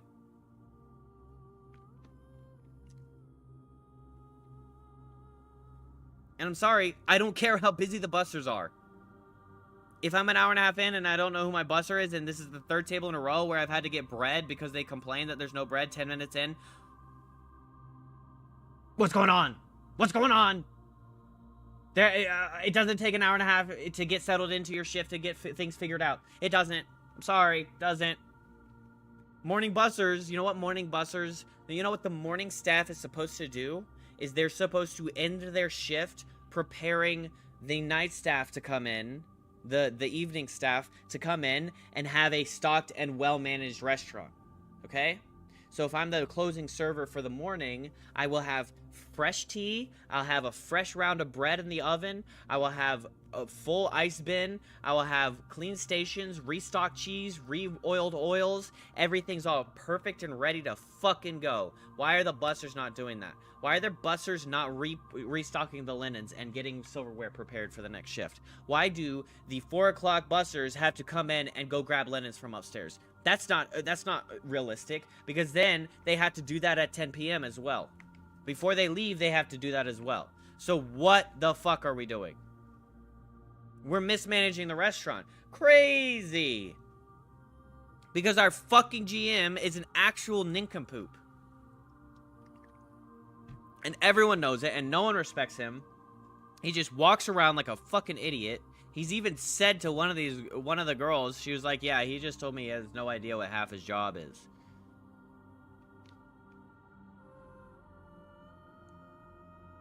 So we literally just went from an amazing GM to this guy, and we're just watching the restaurant burn down. Oh my gosh. I just wish I was a server when Mark was here. My last GM. That guy was, he's like an insane, I don't even know how he is the human being that he is. He was so good. And so like we went from like a fucking Ferrari to a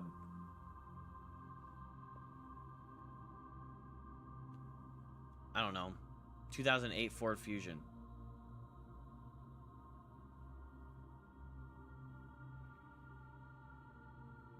It's tough.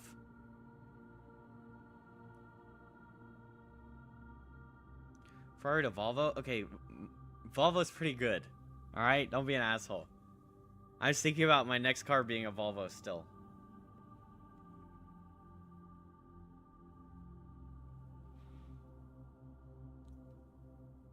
I think that's the end of my rant.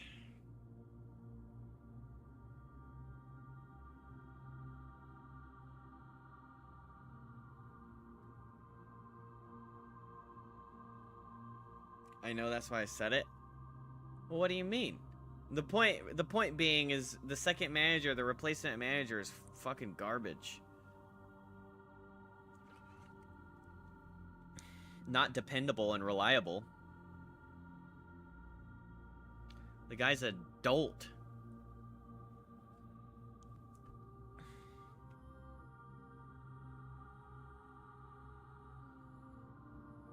But I don't know if he's even gonna be here for much longer, because we had a sous chef.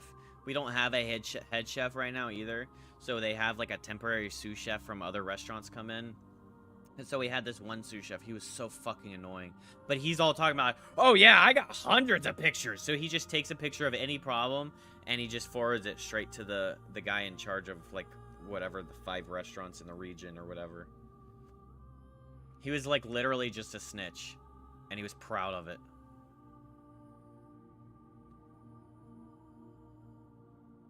Nah, I mean, my job's not in jeopardy. I know somebody whose job is at risk, and it's the guy who took 3 vacations in the last month and a half, and then 4 days ago, he brought his 2 kids into work, and they were just walking around in the kitchen working, like... Now, granted, they were cute and they were having fun doing it, but they were, like, cleaning dishes at the dish machine. Now, this dish machine, chat, this dish machine is, like, an industrial-sized machine from hell. You should never allow a child to get near this fucking machine. And this kid's just running the whole machine.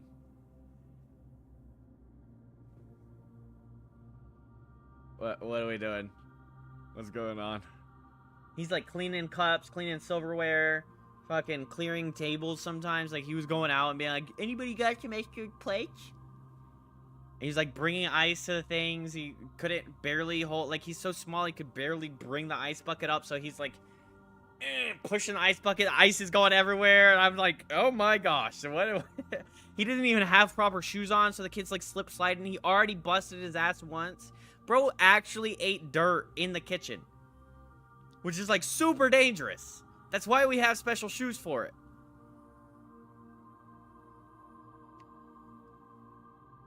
Ew. I mean, not literal dirt. I'm saying like he hit the floor. It's a bigger speech.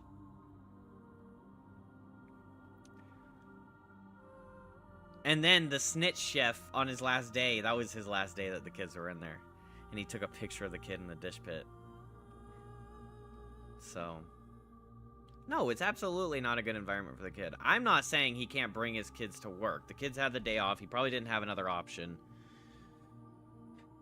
You know, I mean, bro's he's a veteran and he's probably making like $100K a year. But nanny? No, I mean, we don't need a nanny. We'll just come and put our childs in forced labor. Or, you know, just child labor. Just bring them to the restaurant. But if they just sat there on their phones for the shift, it's like, whatever. But why are they working? Why are you giving these kids labor? And he's like not even there. He's out. He's back in the office because he's always in the office. And they're just in here like cleaning dishes and shit. Okay, so if we needed dishes cleaned, why is the manager not doing it? Because it's his part of his job. Why am I getting into the dish pit? I'm supposed to be a server. Why am I cleaning dishes? Because I just go, okay, here's a need that we aren't filling. And at some point, we're going to run out of fucking dishes. So I'm just going to go clean some dishes. Because this looks like shit. And so I just go clean dishes. And they're like, oh, Abel, good job.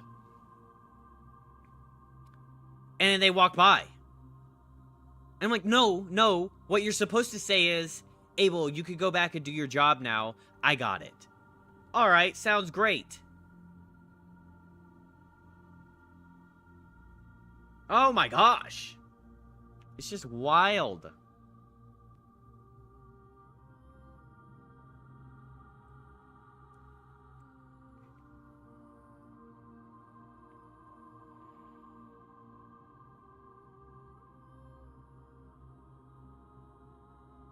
Yeah, I don't know.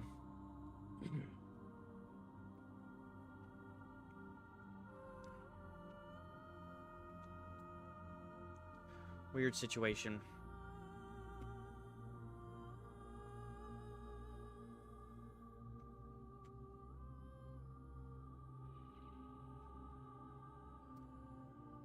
We'll see how it keeps going. I mean, yeah, it's... There are definitely people that need to go. And honestly, I don't think this... I don't know. Am I crazy? Am I crazy for thinking, like, there's not a place in work for somebody that gets so hot-headed that they start making threats to other people that are working alongside them? Or they're just, like, in the middle of the restaurant in front of our guests, like, throwing dishes around, making a bunch of noise while they're clearing tables? Or, like, cussing into the table, like, talking to himself? It should be instant termination, right? I just don't understand why that's gone on for so long and why I feel like I have to go talk to the manager and be like, you know this is going on? Because they're so fucking oblivious.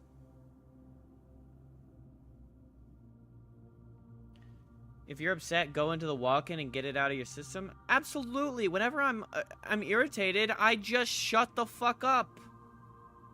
I was walking today and I was like this.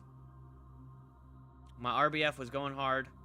And I was just having like a rough moment or whatever. And then I walked past my section, walked to the bar, and went. And then came back. Because that's what you're supposed to do. I don't give a fuck if you're having a bad day, bro. I do not give a fuck if you're having a bad day. Yeah, fucking turn that frown upside down and then you punch your wall later. That should be a fireable offense if for no other reason than being in front of customers is a bad look. Absolutely. And I'm literally like, there is a literal moment where this server had an issue, and I think the issue sparked with John, and then it got to the sous chef, and the sous chef talk to the server about it, and the server's like, well, this blah blah blah blah blah blah blah blah blah, and then later I see them in the middle of the restaurant talking, okay, the three of them, so they're just talking, and then I'm like walking by and they start getting louder and louder, and John is threatening to hit him, and John is saying these things. He's like, if you want to fucking fight, let's fucking fight, and shit like that in front of the sous chef, and the sous chef is like, no, we're not gonna do that, blah blah blah, and the server is like, listen, if you can't have a conversation without yelling at me, then I have nothing to say to you. That's literally what he said. And John's like, I'm just talking, I'm not ready, I'm not yelling or nothing, blah blah blah, cussing, threatening in the middle of the restaurant. There's not like, it's not like the restaurant's empty and there's nobody there, bro. There are people sitting at tables not far away. And I went to the shelf and I was like, could we do this somewhere else? You are right beside my section. This is ridiculous. Why are we doing this here? And then they like walked away. And then I was like, Gabe, what is happening? What just happened there? And he's like, I mean, nothing that big of a deal. There was just an issue, but the bro, like, he can't even talk to me. He will not speak to me without raising his voice and yelling in my face. And so if he can't do that, then I have nothing to say to him. And now he's mad at me for that too.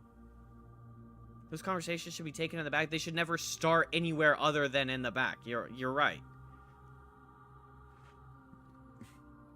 So no, John didn't threaten me today, but I've watched him threaten people. And I've watched him walk into the thing and be like, man, you guys don't want to see me angry and blah, blah, blah, blah, blah. And start screaming at people, like literally yelling at people. Or yelling at non-specific person. Just like yelling at the general, oh, servers are so shit. Can you guys get your fucking shit together? I'm going to start swinging on people. Whoa. Now we're just swinging on everybody, huh? Oh my god. And he's always talking about quitting. Stop talking about quitting and just leave. I don't care. I will take the bad bussers any day to a guy that makes me feel uncomfortable at work. All day long. Because I can help the bad bussers be better at their job. There's even one person was like my manager. Oh, I had this guy. His name is Doug. He's older. He's a little slow. But he will always, like, I've never had an issue with Doug. But I communicate with Doug so properly, and I just go, hey, Doug, could you help me with this? Could you do this? Could you do this? Within the realms of his job, and just, like, encouraging him to do this. And then if I see that my table needs to be reset, and it's, like, obviously taking him some time, I just go reset it myself. Because I look at that, and I go, that is a $0 sitting there, staying $0. That is my paycheck staying under what it could be. This is $25 that I'm missing out right now, which then trickles into another $30 later that I don't have because I didn't get the table in and then out, and now I have another table. I now have nothing, and then now I'm getting the table, right? In this time span thing. So I'm just gonna reset my own tables. I'm just gonna do it because I want my fucking money, right? Like, the standard money, I'm not being like, oh, I want all the money. Give me all the money. Give me all the best tables. But my tables are dirty, so I'm going to reflip them. And then he goes, oh, thank you, man. Thank you so much. Thank you for flipping that table. I'm like, yeah, I understand. You're having a tough time. And then my manager goes, hey, so how is it having Doug as your buster? I was like, I mean, it's fine. He's a little slow sometimes, but I've never had an issue, but I respect him. I show him respect, and he actually asks me how he can help in a lot of scenarios. And he goes, really? That's actually surprising. And I'm like, yeah, he does that. I mean, I guess I just treat him differently than other people treat him, because I know people complain about him all the time, but I just give him the standard of respect, and then I say, hey, could you help me with this? Could you help me with that? And he then treats that as, I'm now going to ask you how I can help you. It's crazy how if we just treat each other as human beings, then we get like more out of the people that we treat as human beings, instead of just being like, Doug's an old slow piece of shit, I hate having him as my busser. If you take that mentality right away, then nothing good will come of it. It's just weird. I just go, oh, who's my busser? Oh, Doug, okay, I'll figure it out. I'll help him when he needs help. I'll do this when he needs help. And then turns out, bro just goes the extra mile for me.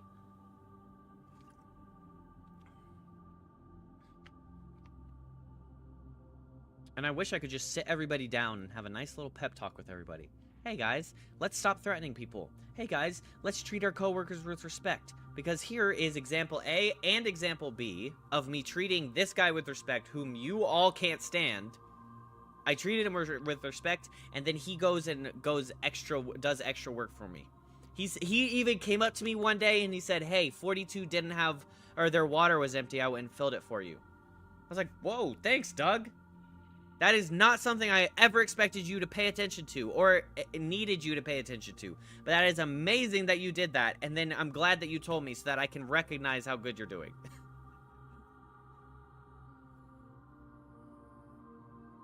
I mean, I've never heard anyone else say that he does that. I've never actually seen him doing that in the first place.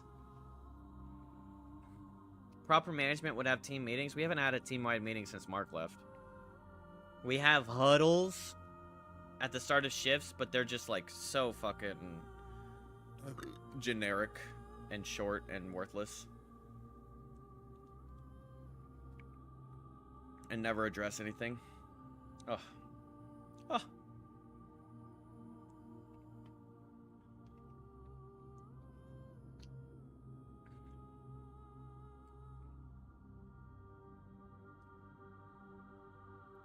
Yeah, so I think I already said, I think I'm done, and then I kept going.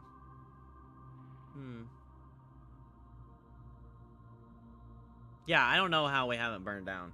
I don't know how we are still... Probably because it's just a good, like... We just are... I mean, we're busy.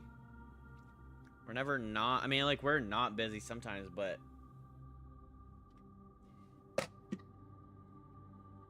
We also... I mean, we take massive parties, too, so... And we have, like, banquets. Banquet halls. Score. Yeah, it's just, it's like, I would say it just all is very just mismanaged. There was a time period where the host stand had a manager stationed with the host stand. He was in charge of being like a part of the host stand basically, and just like overseeing all of that, overseeing proper seating and getting the tables prepared, and just communication where, oh, this table is ready to be sat, or this table just needs to be cleaned off. Hey, can example A busser get into this table and clean it off and reset it so we can get it sat? And then for some reason they stopped doing that, and then it all fell fucking apart. So now we have just a bunch of like 17 to 22-year-old girls who, this is like, some of them, this is their first fucking job, or they're just absolute morons running a restaurant and sitting tables with like, I don't know, like 60 tables to sit.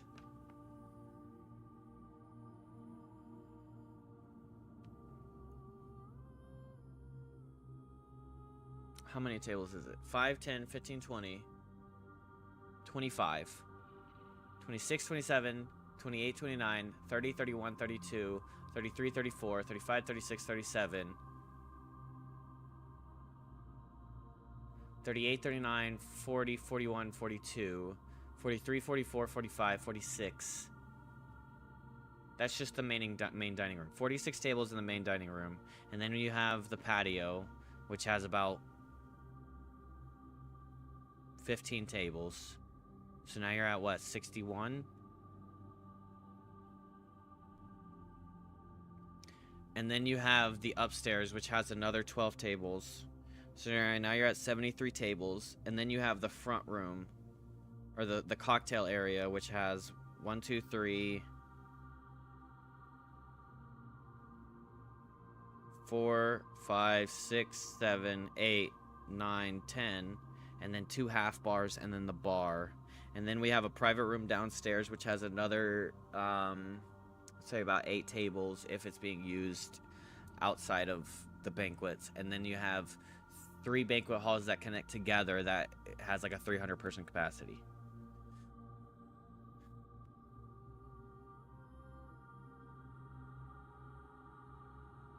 There you go. That's how big our restaurant is.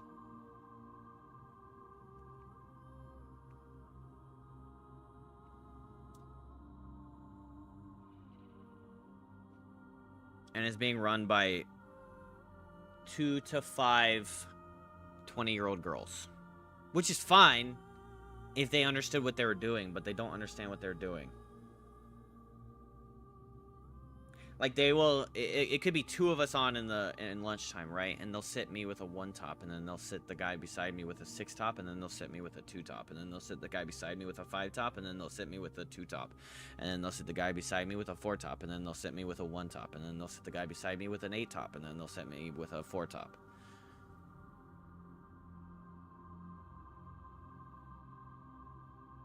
What are we doing?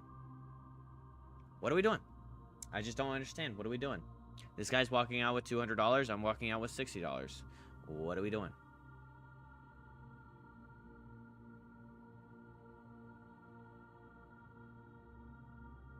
I don't know. Because every time I speak to them about it, they just go, and you just go, oh my gosh. Like, there's been times where I've literally watched $50 get handed out of my pocket into somebody else's pocket. It was supposed to be mine, and it got sat for somebody else out of rotation. And I went to the manager, and I was like, hey, so this 5 top right here was supposed to be mine, and it's getting sat for the girl that got cut. The girl that wasn't even supposed to be part of rotation anymore. And he goes, Hostin, what are we doing? Blah, blah, blah, blah, blah. And she goes, oh, sorry. I'm like, sorry doesn't give me $50 to $70, does it? Do better.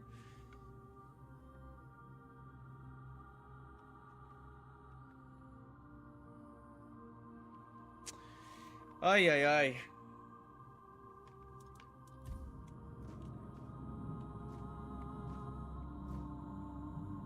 Uh-oh.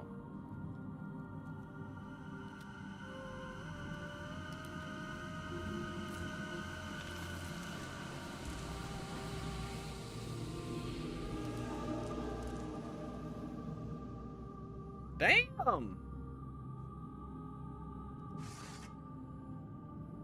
Aha. Percival? Damn! One-shot me!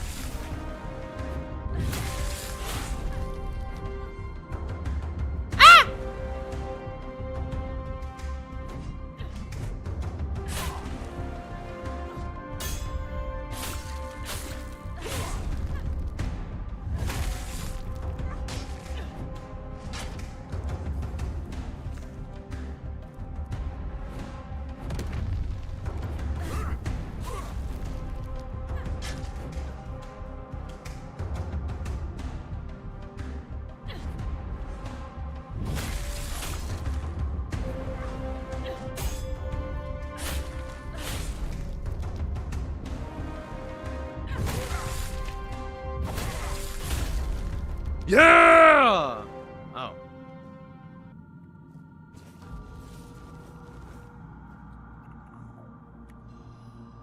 What happened?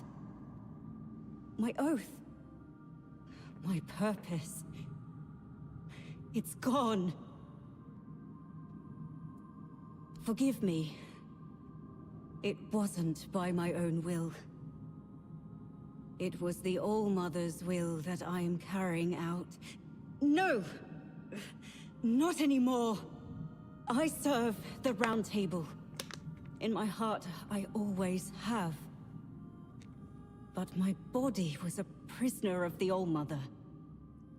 Or rather, the one I believed to be the All-Mother. Who are you? Or rather, who were you? A knight of the Round Table. Because you dead now, bitch. I proudly bore the name Percival in honor of my predecessors who served King Arthur. Like the first Percival, I set out in search of the Holy Grail. My path led me here, to the very temple where my father once wanted to send me for priestly studies. I never felt a calling then. But this time, I heard something calling me. I thought it was the Grail, but it was her. Whose sword-wielding hand I was to become. False goddess.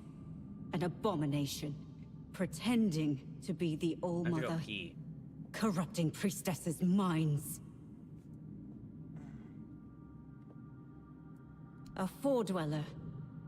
One of those four-armed creatures King Arthur fought when he first arrived on Avalon. The kind I'd only read about in old texts.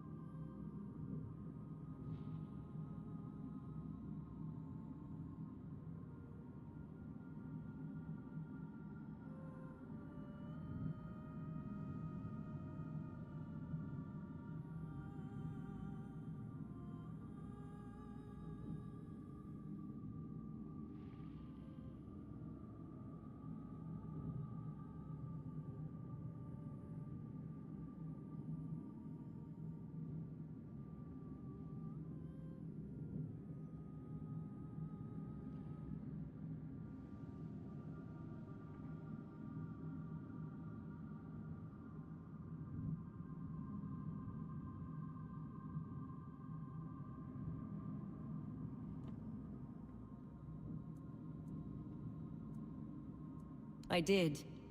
I challenged her to a fight for claiming to be a goddess. For poisoning the minds of the innocent. She said she would prove that she was the only goddess here. She forced her way into my mind, and made me vow that if I lost, I would become her paladin and serve my only true All-Mother forever. Well, that's a stupid I vow. was vanquished. I knelt powerless before the false All-Mother as she pierced me with a blade. I was to carry it within me always as a sign of whose power I am now under. Be careful. If you face her, fight fiercer and strike harder than I did. Above all, don't let her into your mind, or she will turn your own body against you. I spent countless years trapped in the prison of my own body. Bound to her service, where I found the truth. The only truth worth knowing. I was blessed with her presence. I warmed myself in her radiance. Why did you take it from me? Why? I'm sorry. The oath I swore to the false All-Mother. I can still feel Dang. its binding. Switch up kind of went crazy right there. Even my death did not entirely free me from it. I pray it is so. Otherwise, I am nothing but a damned soul. Bound to this place for eternity. Now, having regained my former self, the torment will be all the greater. Is it punishment for surrendering my mind to a false deity? You could... no. Kill. Do not let the... Oh. Okay. Odd attacks poison enemies while even attacks bleed them? Damn! Odd attacks burn enemies while even attacks chill them? Damn! That's kind of sick.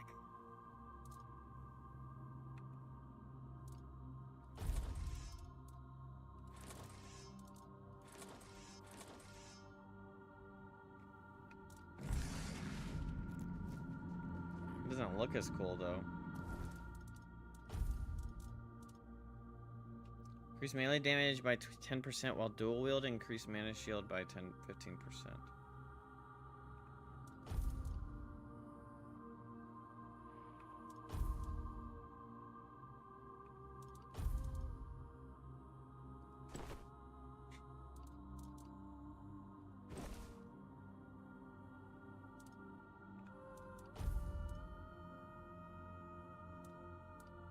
Damn, okay, so that set just...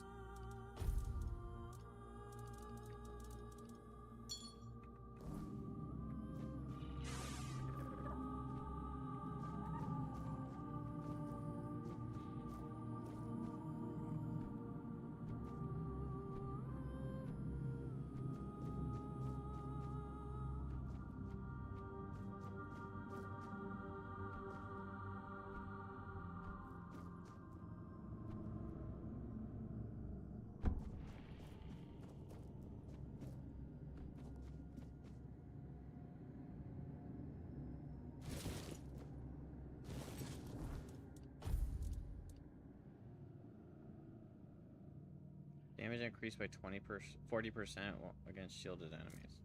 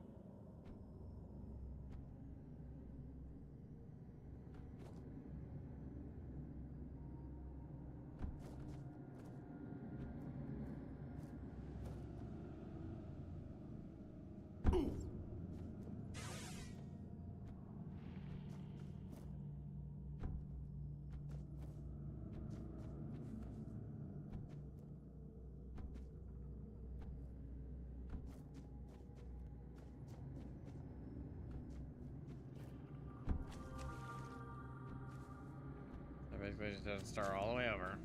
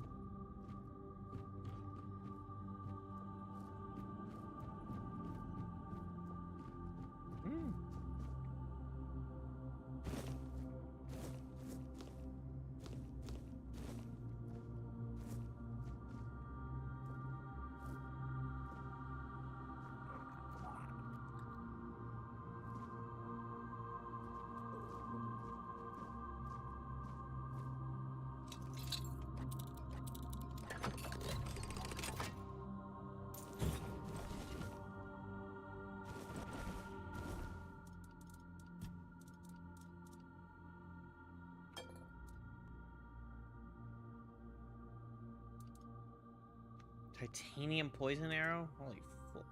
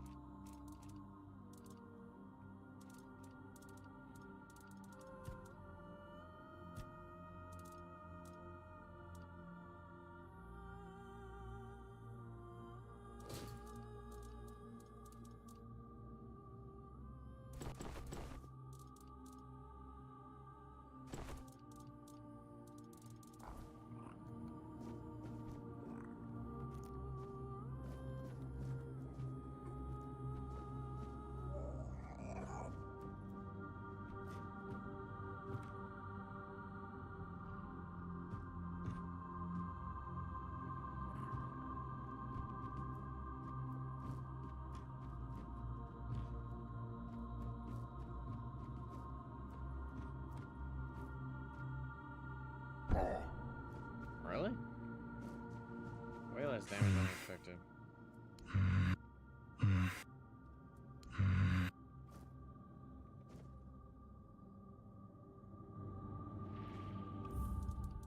We're just gonna see what happens. I'm not gonna kill the poor soul.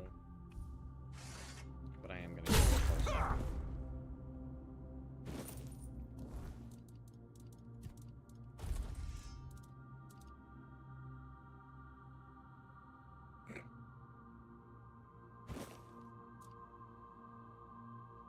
That's a sick weapon.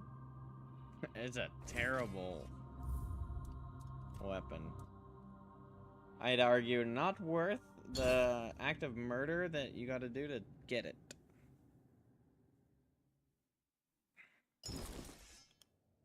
Considering he probably dies anyway, I assume, once I kill the All-Mother. Or the...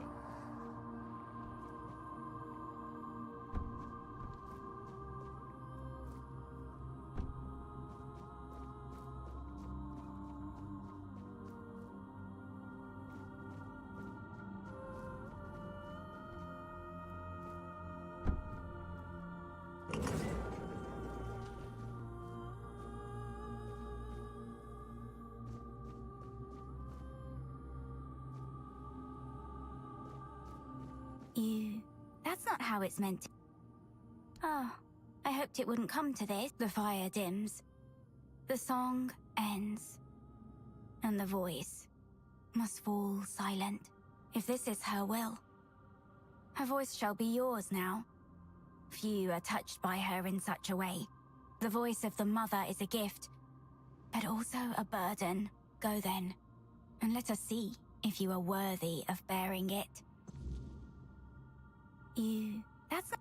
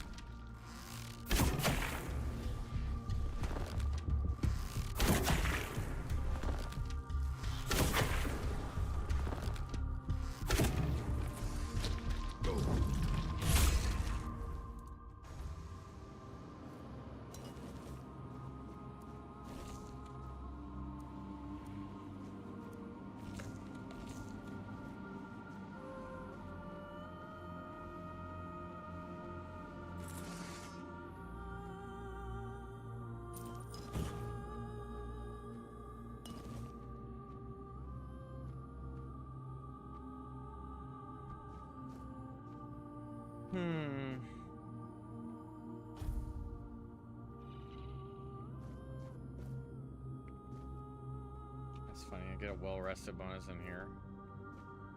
Creepiest place in known existence.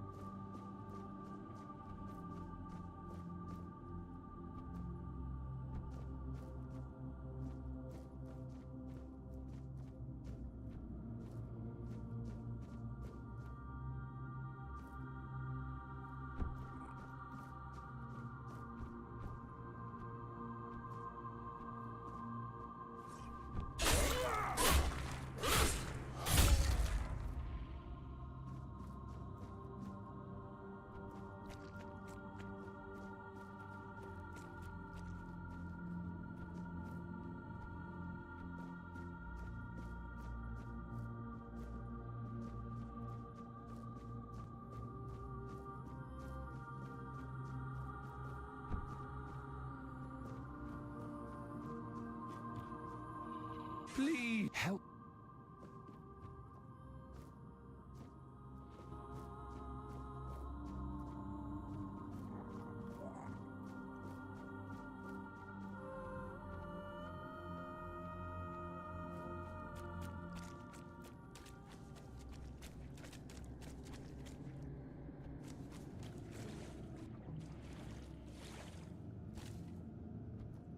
You just on autopilot right now? Are you tired or?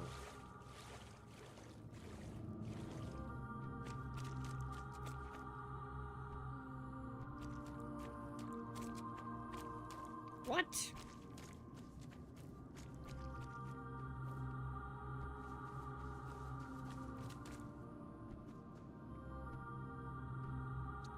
Bro, this song having like a radius and you keep stepping in and out of it is just...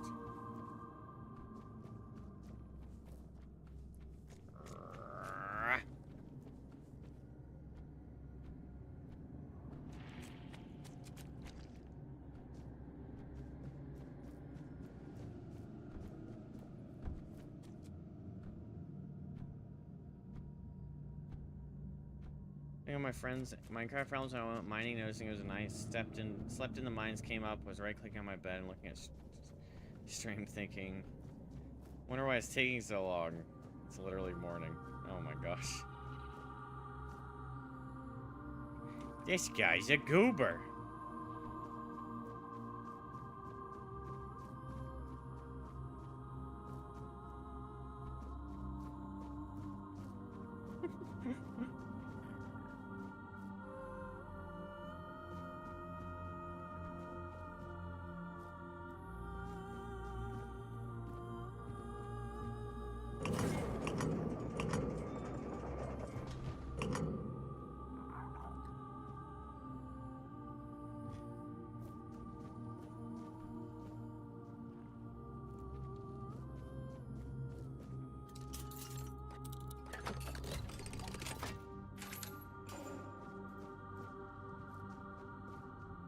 Damn!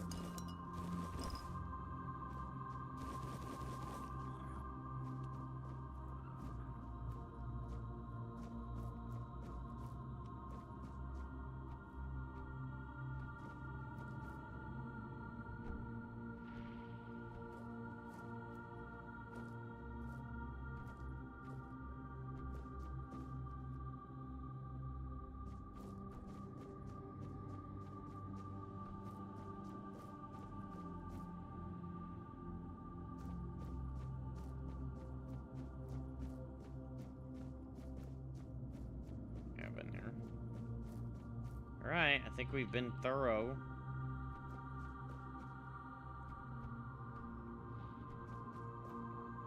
Now we just go thorough the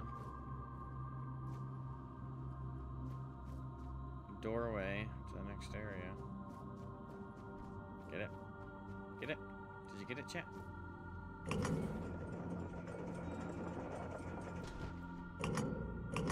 Down? No, not down. Go up. Son of a bitch.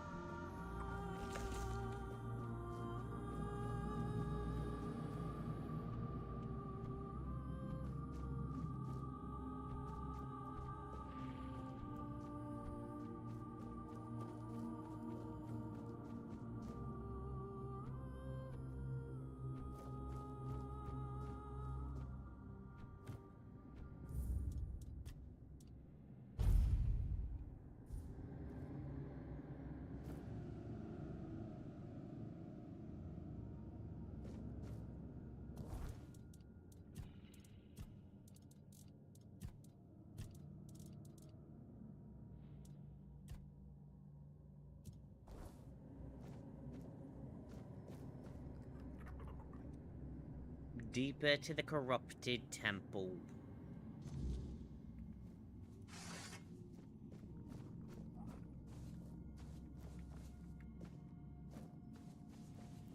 I'm a little scared.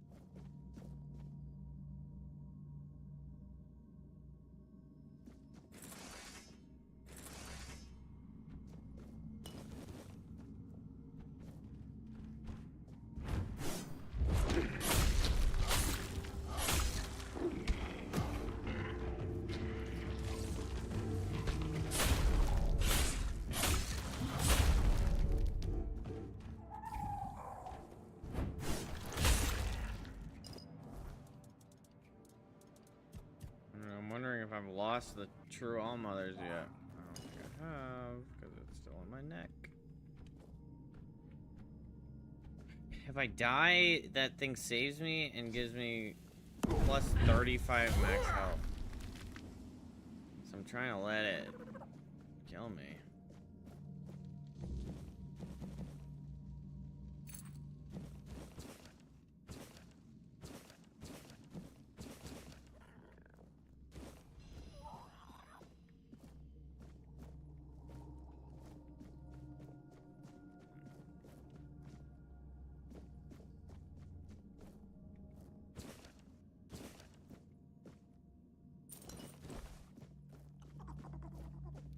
Okay, so there's Tome of Forsaken 1 and 3.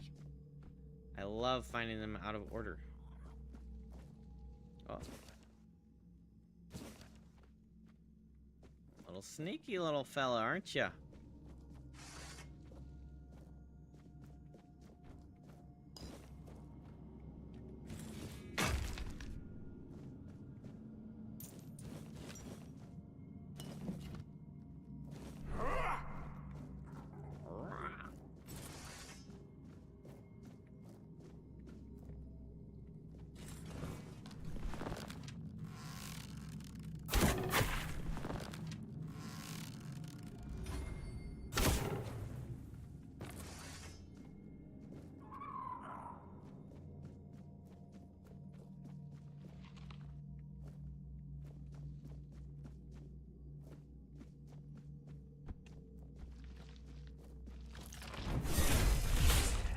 I knew he'd be near, but I didn't expect that.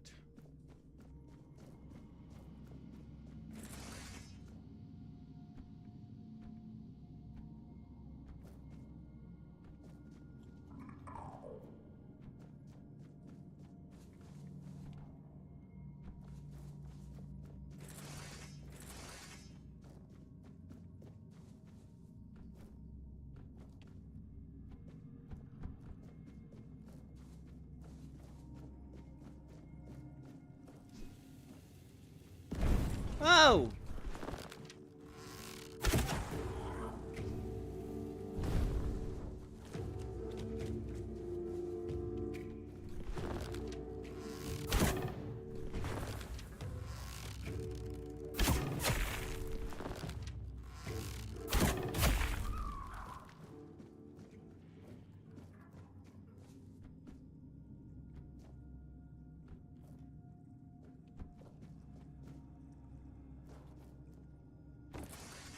Check if they have prayers.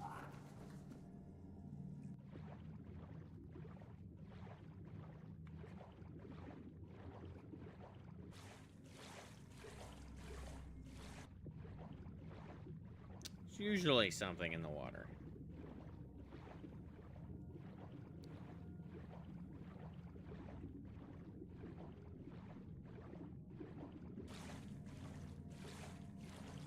Now, an entire next area, I didn't expect that.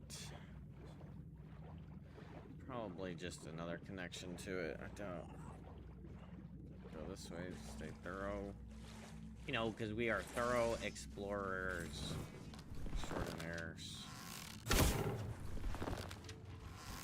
Hiya!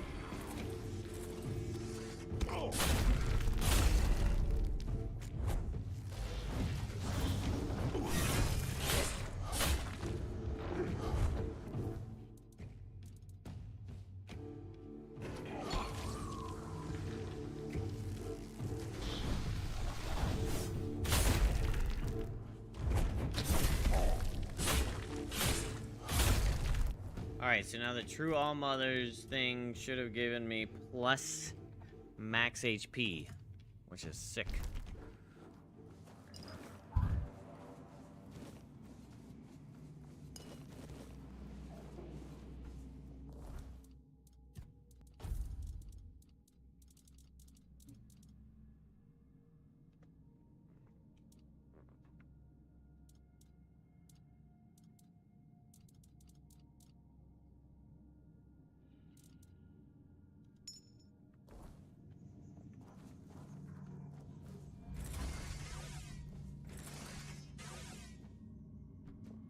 Ah!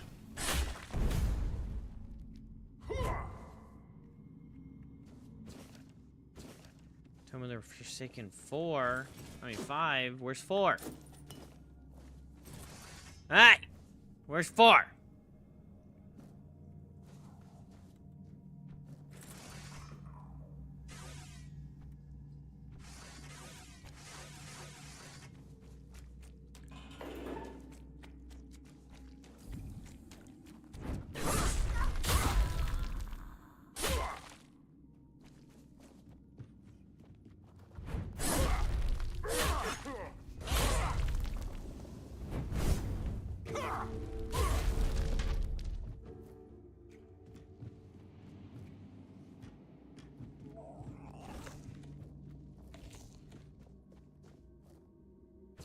4.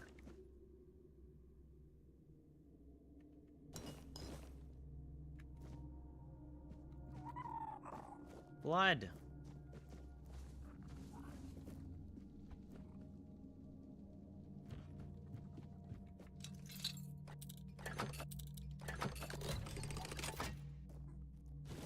Skathach.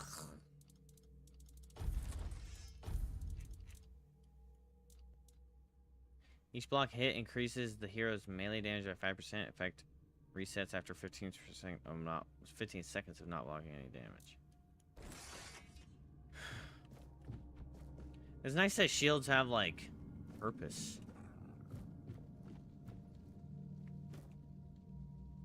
A lot of times games will like just put shields on the wayside, not give them like specialties like that.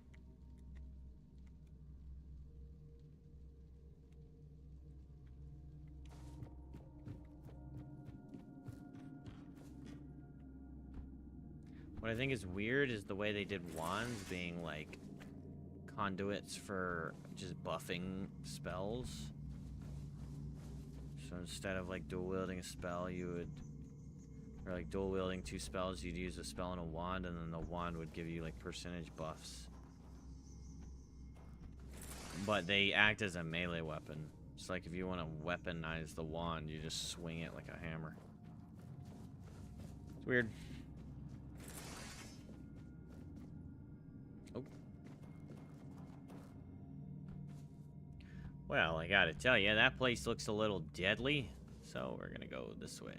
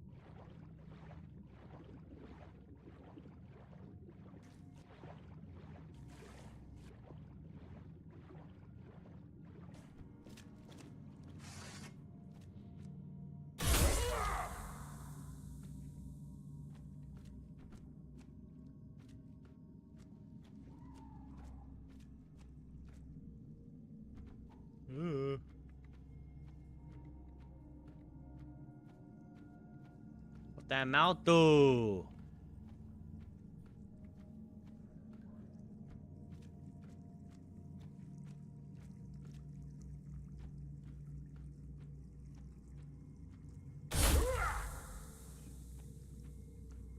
Just don't turn around, lady.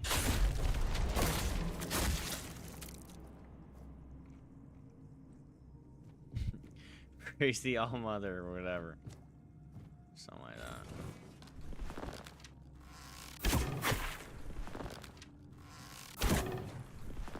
Come on. Oh. Ran out of stam. Nice try, bucko. You can't swim? I can.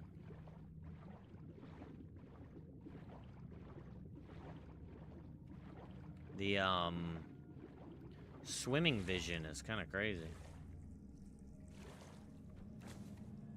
Crystal clear waters. Amidst all this filth and decay, the waters are still clean because of the All-Mother's passion. Well, what in the Sam hell was the point of this place?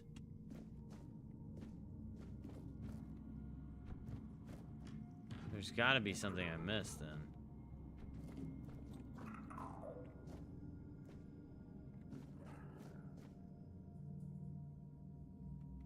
This just links back.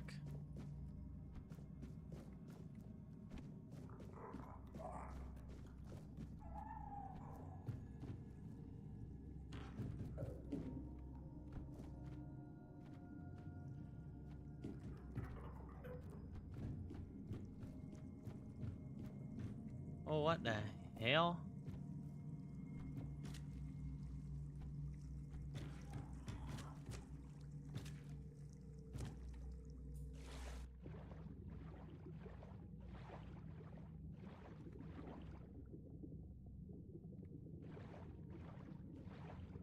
Mysterious.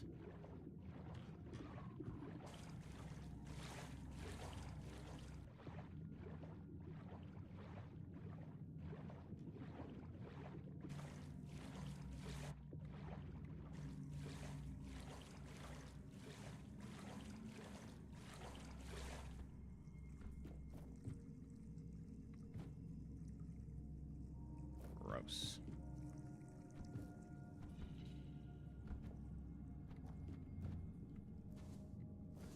Bro, what's the point of this fuck-ass room? Some secret head-ass room and it's got nothing going on. Oh. Or something. My heart was filled with hope as I approached what I believe to be the sacred temple. This place is a vile trap, not a sanctuary. I wandered deeper, searching for a way out. In my desperation, I found a chamber adorned with the symbols of the All-Mother, defiled and twisted. The priestess circled me, their whispers seeping into my mind, filling me with a dread I cannot shake. Damn.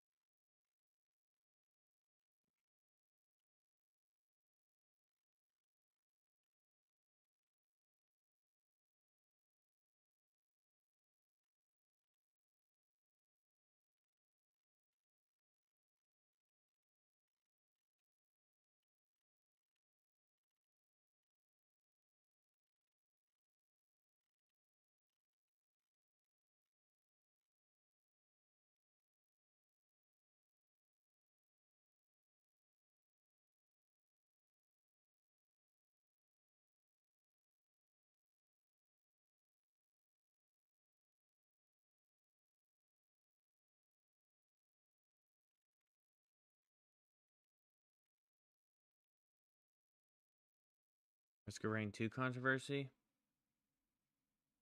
I know, I remember that it fell off. I never understood why.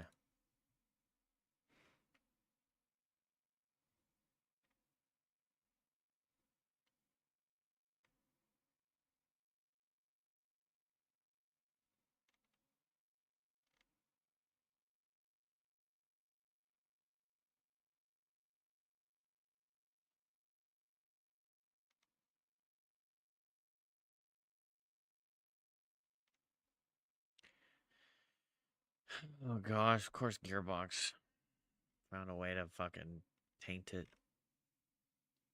I don't know, Gearbox is like, they have so much going for them, and they just find a way to not. Suddenly your frame rate was tied to spawning monsters, so the higher your frame rate, the more monsters you had spawn, which was wild. Then they made a new elite, and it would do retaliation damage, but the issue was, Risk of Rain, you tend to have a lot of AoE. Yeah, and like uncontrollable damage. I remember some runs, it was just like things were deleting as soon as they spawned in. Suddenly you were one shot by an enemy off screen because your AoE hit it.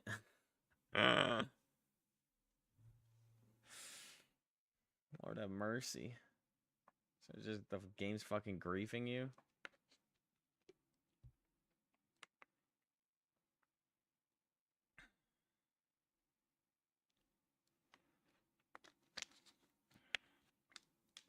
Yeah, damn.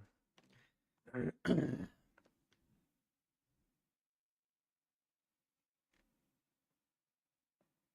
guess there's nothing significant to it.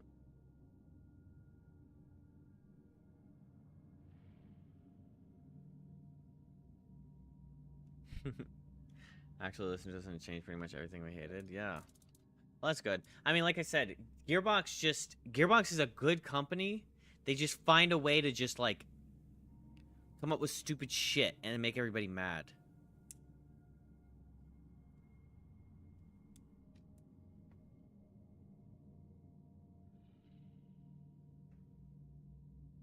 And so it's crazy that they did that at Risk of Rain.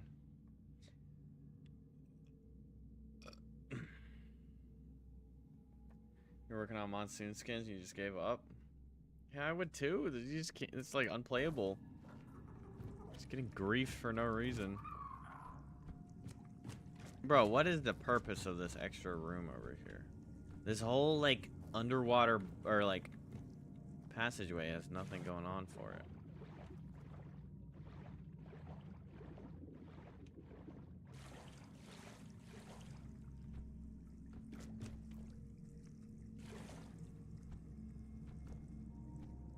A dark year for Roar 2. Roar. Roar.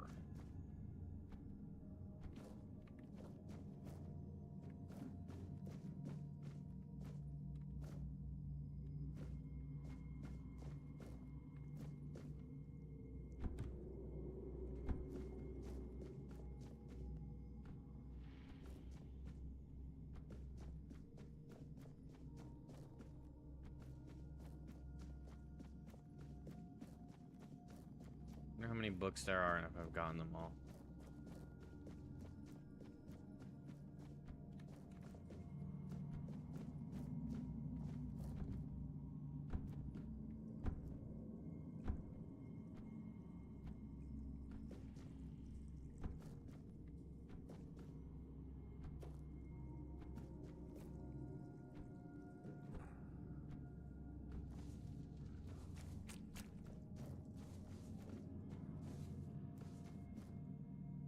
Alright, well.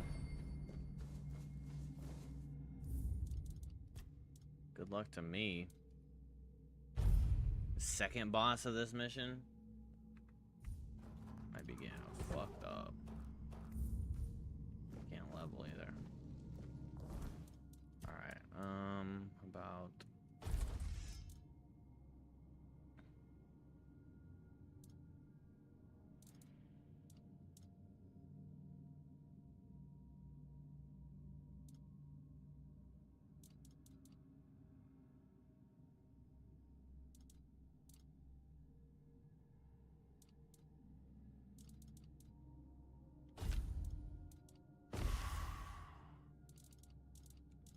Yeah, it says Battle Mage.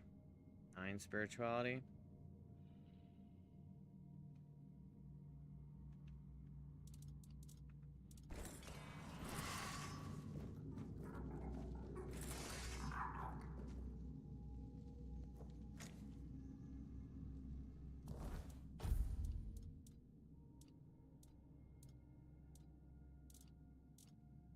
Running out of food.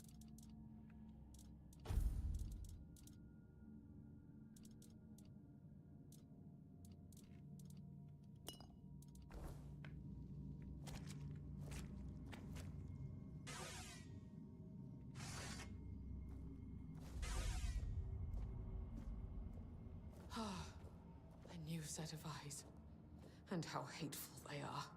Would you close them for me, please? Could you grant me a tiny scrap of mercy? Why do you want me to close my eyes? I dislike seeing what they see. There is something about you that reminds me of Mother. She sees everything. And when she allows, I see it all too. It feels like 1,000 eyes open all at once, revealing nothing but boundless suffering wherever they look. Your eyes seem to carry a similar kind of rot, just around the edges. It's as if you were a freshly slain corpse, yet to comprehend your fate. Damn.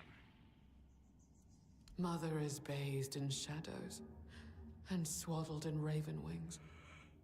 All she ever sees is misery. The day she appeared in the temple, They have she really good writing in requested this a game. I friend know I from say it a me. lot, but As I cast my gaze upon her, my mind shattered, and my soul was torn into pieces. On holy that very shit, day, they can fucking write I together made her some an offering shit. of my eyes, begging her Real to be eloquent of free me, from but my gift. She deemed it an insult and has been punishing me ever since. Wish I knew the writing of some other game of theirs. I made her an offering of my eyes, begging to be freed from my gift. She deemed it an insult and has been punishing me ever since. Okay. So you can see through my eyes? All eyes in the temple are at my disposal. Whether I wish it or not. My sight knows no limits. Just play And this all that I game. see, I take upon myself. Ah, just forget about that The game. sins, the That's what they're trying to do. the perversity. They fill me to the brim and cling to my throat like black. Just forget about something you really Mother liked. made me the unwilling confessor to any unfortunate soul who dares to set foot in her sanctum. The only thing I can do is grant them absolution, albeit a hollow one. After all, they've already doomed themselves by coming here. This does look fun, but I hold a grudge. Right, I feel that. You cannot. Mother abhors sinners. No living soul has ever been permitted to bask in her unholy radiance. She will only allow herself to those she considers worthy. Yet nobody is, nor will anybody ever be worthy. To her, our kind are no more than beasts. See, that's cool. It's like revel she in our abhors sinners and transgressions. she won't allow anybody to She bask finds in it her repulsive. unholy radiance. I find myself It's like the agreeing with her. duality of that. It's cool. More and more with each passing day. No man is devoid of sin, nor does it seem do they wish to be. I mean, you looking like that, how could I be devoid of sin? Oh, such kindness. I have not witnessed kindness like this since the time before Mother came here. Mercy and grace used to be the way of this temple. How far have I fallen to forget? To become so utterly selfish.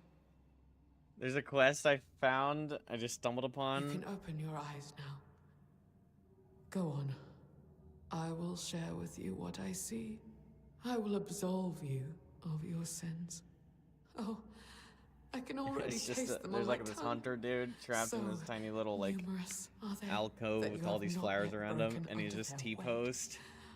weight. I was like, Let me okay, this is relieve just you a of your bug that burden. they forgot about Let and me they haven't offer gotten to you a new yet. beginning, free He from goes, foulness, help trailing me, your every please, step. help me. In the whole quest, he's still stuck there. It's been like 5 days since I found him and started his quest. He's still fucking chilling there. It caught me off guard so bad because it's like veiled with vines too, the entrance. So you just go in and then there's just this dude.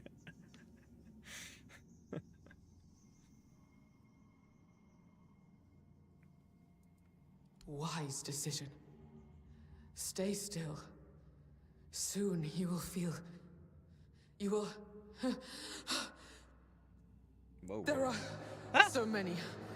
Too many. What are you? It's as though you shoulder entire lifetimes of sin. Oh, she tried to You liberate are an me. abomination. You cannot be allowed I said, to continue. dang. May your soul finally know freedom. Oh! Damn, Demogorgon head ass!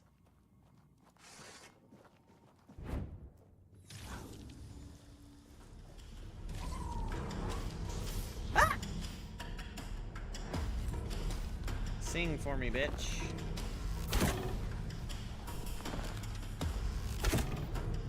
Okay, she keeps dodging my shit.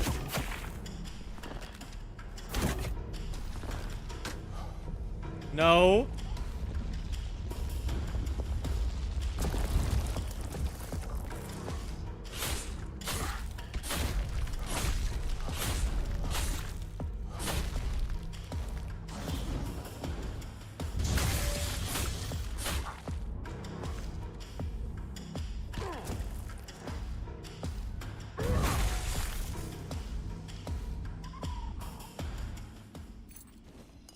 Essence of Sin.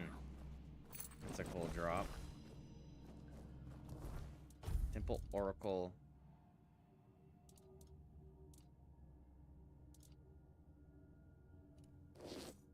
Oh, that's a cool headpiece. That's a cool one. Oh, that's a cool one too. Increases magical crit chance.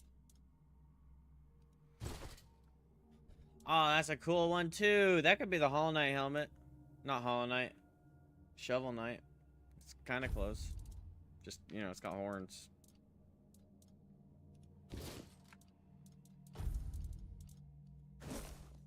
Damn. I'm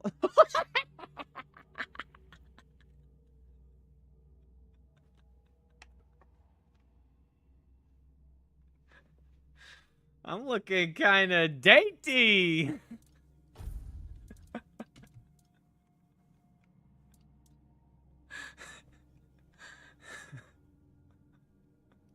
Wu Chang probably.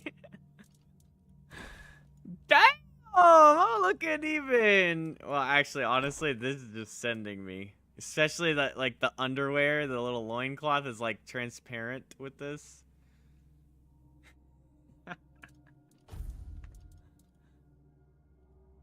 Ooh, got a little goth hoe to it.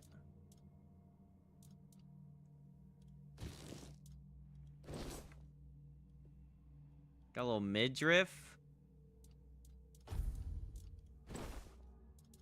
Sounds cool. Harness of the Hollow Sun. That sounds sick. Receiving damage makes the attacker bleed. This is like an anime character's outfit. The scarf, the abs, the pec,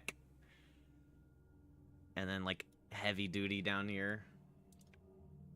Like he should be like Punch Man.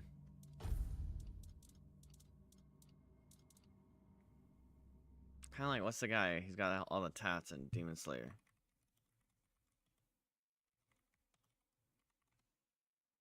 This guy. I guess he has a chest piece.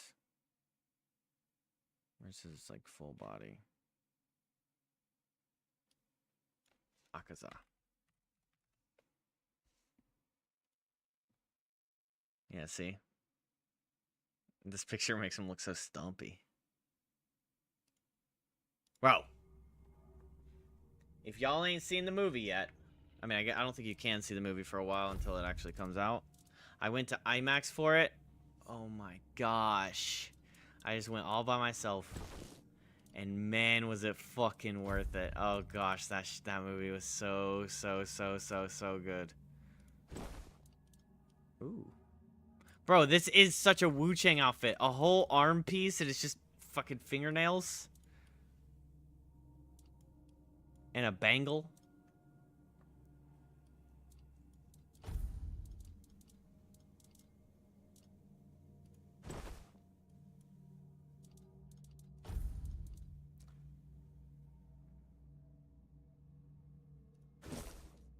Oh, yeah. That looks so cool. Zam. Frither.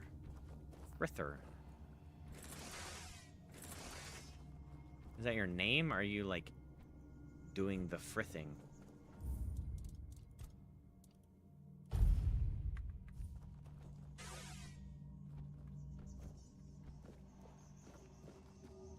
I gotta say, the lady with the two swords was a little more powerful. Percival.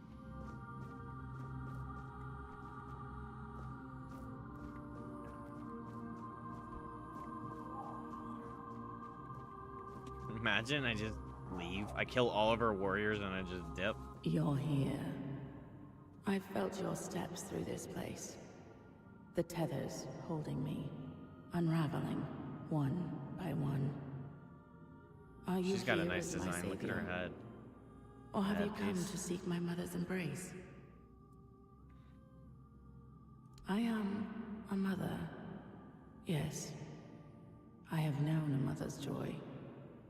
And I have endured a mother's sorrow. I carry the grief without a name. The kind that rends the heart and bleeds it dry. Year after year. Hour after hour. for centuries. Its soil watered with my tears, my arms empty of their sweetest burden. What happened in this I temple? came here seeking solace, hoping to staunch the loss before it consumed me. I called into the emptiness, desperate to reach what I had lost. But my cries were met with silence. At first, I thought they had gone unheard. I was wrong. The woman here felt it all. My grief, my bitterness, Sorry, my bad. my rage. They trembled before my sorrow. For to make a mother weep is a child's greatest sin. The weirdness bound us all together. I became their image, and they became mine. You've made them all insane. Have I? Or have they?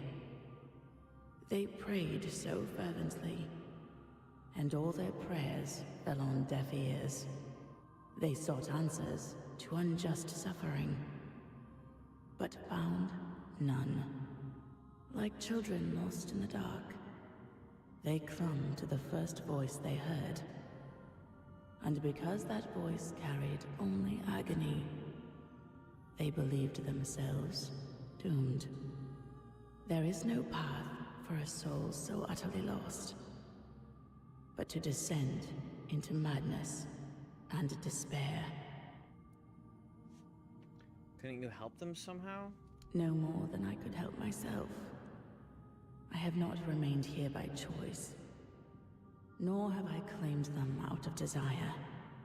They wove a prison from their faith, with the weirdness as the thread that Like, bound you just it all gotta step together. back and appreciate just the Belief shot. is a dangerous thing here on The, like, Avalon. red particles, the Those who two seek statues with the Godhood red hearts. should rightly fear their believers. This throne, her, the arc behind her, the like, design right here. It's just so cool, man. You have already freed This me. game just does so good on You architecture, restored the sight like I set shared design. with the tormented Frither, and returned my undying body, once bound to the fallen Percival.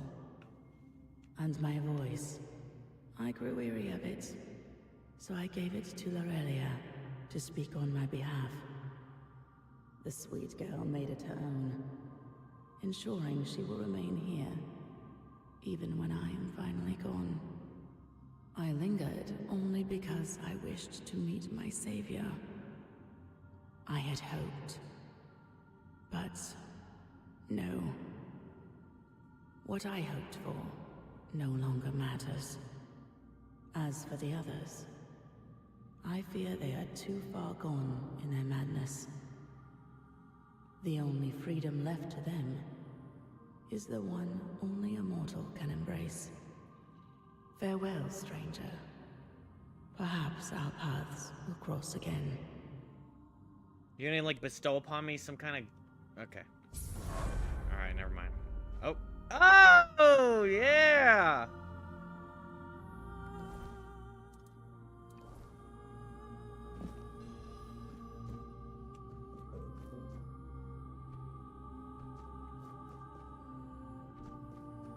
Whoa! I wasn't expecting that!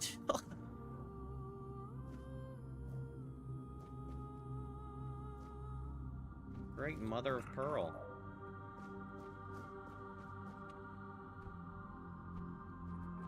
Let me go sniff your shrine. I'm sorry, that was disgusting. I'm sorry, I feel bad. It's supposed to be a joke, and I just felt bad letting it come out of my mouth.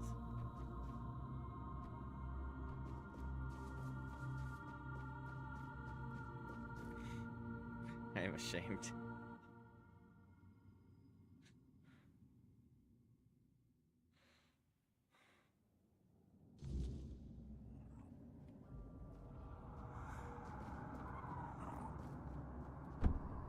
Ouch. Really? You couldn't give me steps? I'm your savior.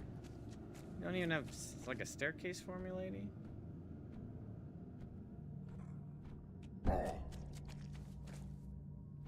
proceeds to use the staircase and then falls right off the staircase.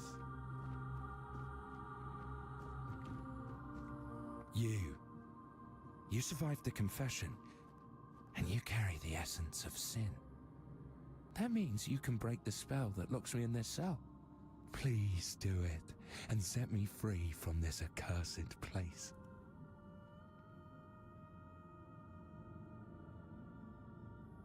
Of course, there'll be a proper gift, and I promise. I just need to get out of here. Can't really reward you while I'm stuck in here. I'm just like, okay, I'm just putting myself in these shoes, right? And I'm just sitting here being like, oh yeah? I don't know, the way you're talking, I can just feel a knife, a dagger, right into the back of my spine right now. Just set me free. I will reward you. I'm just like, really, pal? Yeah, you're gonna reward me with your... Quite inspiring to see someone cling to their miserable life with such fervor. I must admit, you've spoiled my mood a little. I thought you'd simply die there, or end up rotting in a cell, much like I did. I feel ashamed being the only enslaved guest here. But thanks to you, that's about to change. Truly profound. Bro turns out to be... Time to go. Finally. Imagine, I'm like, wait a minute, what are you laughing like that for? The world has changed. I have a feeling it has much to offer me. My deepest thanks, stranger. That's a real deep thanks.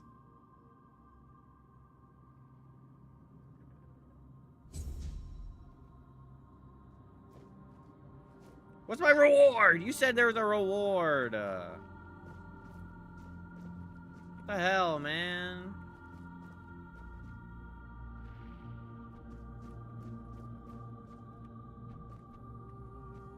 What is this fucking thing that keeps popping out of my freaking...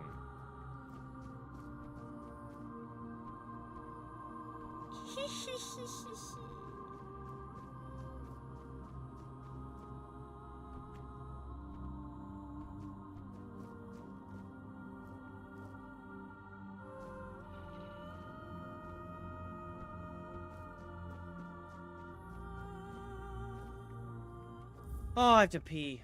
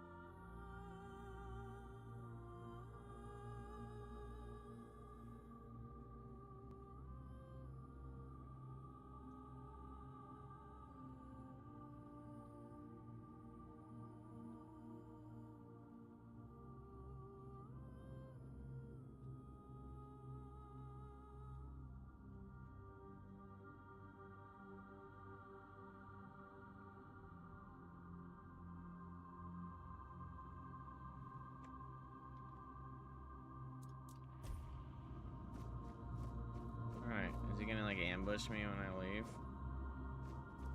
Wow, that was a really long dungeon. That's good. A lot of like the dungeons have been like small and short.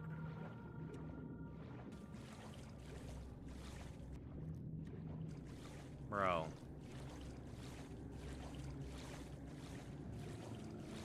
Wait, I need to go talk to Tartar. I don't know what he has to say.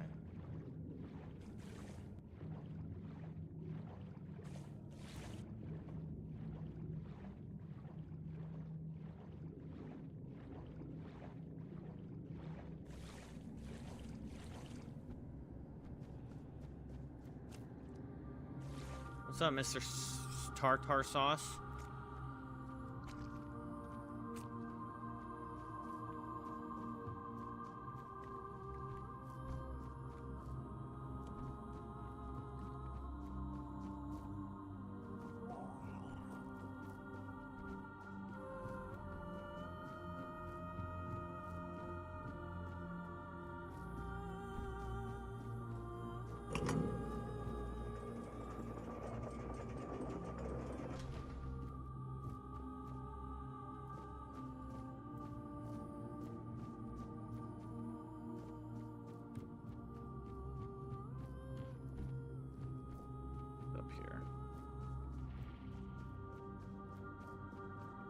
Everything's really foggy now.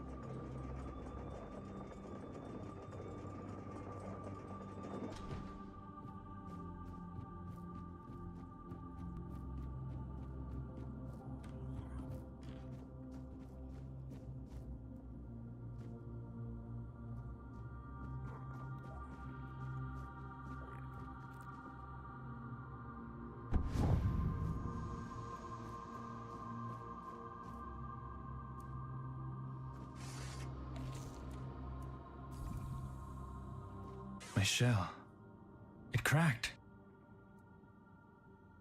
My shell is cracked. Yet it still does not fall.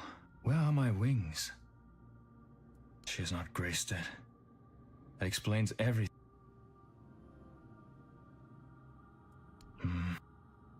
My wings.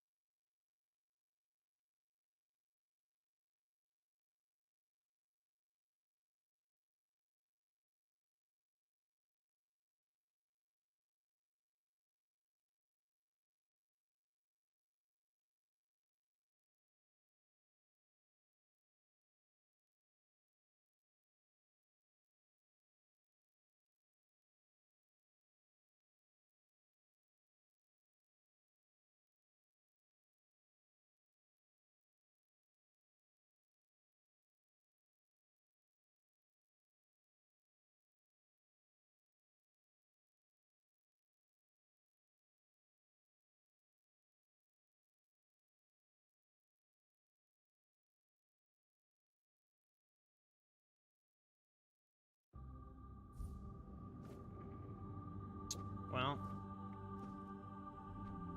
I mean, we could get his staff for transmog, but I guess I don't really care about that. Be kind of sad to just slay him.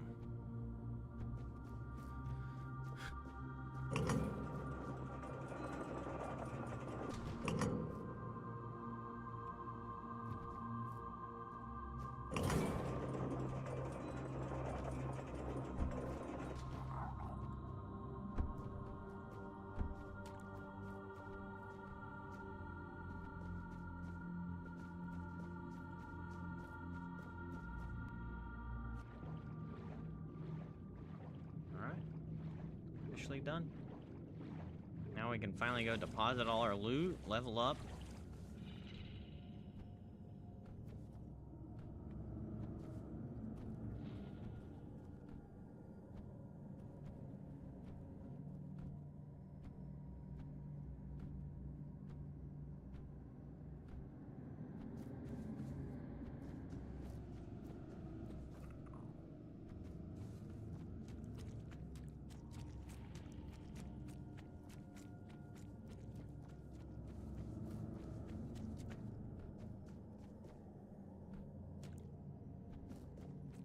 Oh, come on. Why do they gotta make it so hard to get out?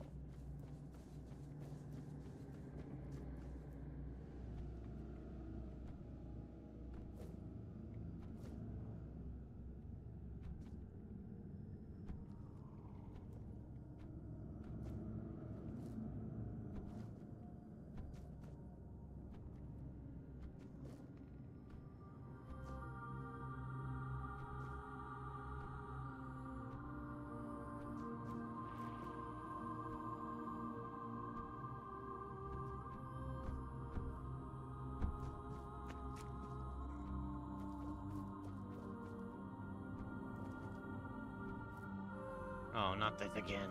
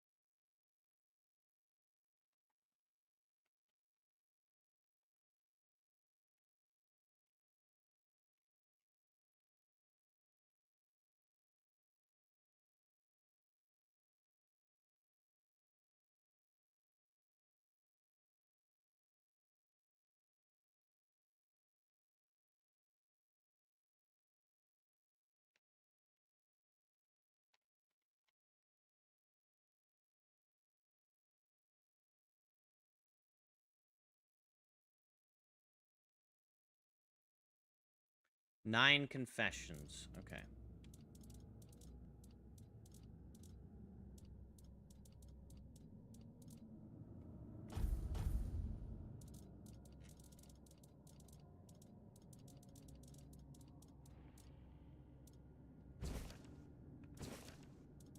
Okay, 1, 2, 3, 4, 5, 6, 7, 8, 9. Yeah!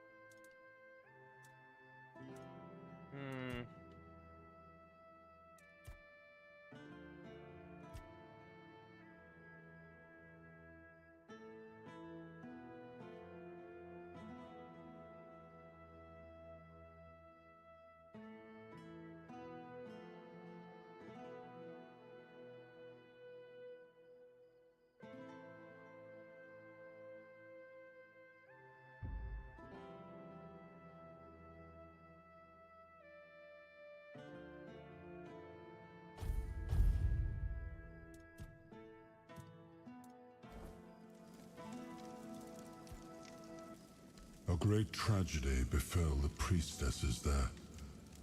And to think that the strength of their faith was enough to bind a Four-Dweller. There is still so much we do not know about the true potential of the weirdness. I never imagined it could become a prison for the beings shaped by its will. But that Four-Dweller, there was something familiar about her, as if we had met before, a very long time ago. In her presence, I felt an odd sense of peace, even amid the terror that had overtaken the temple. Strange, and strangely comforting.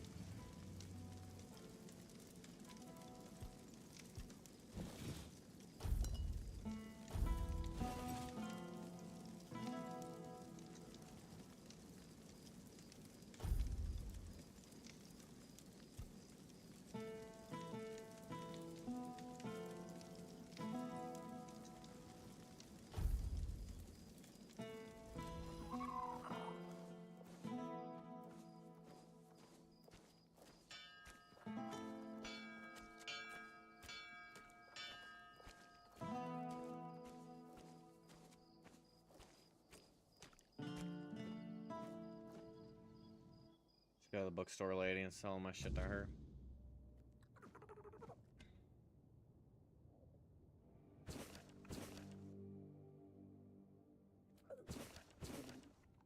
Before you ask, no.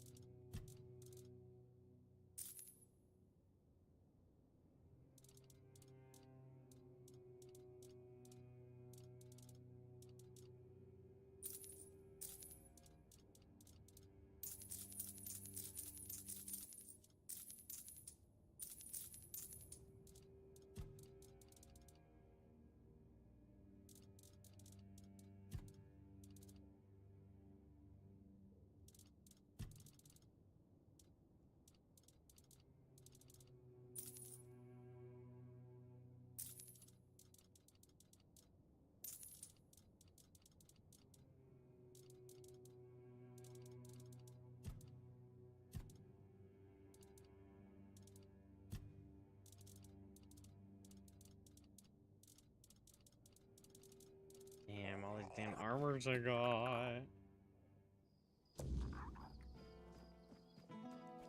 Don't force me to take this further.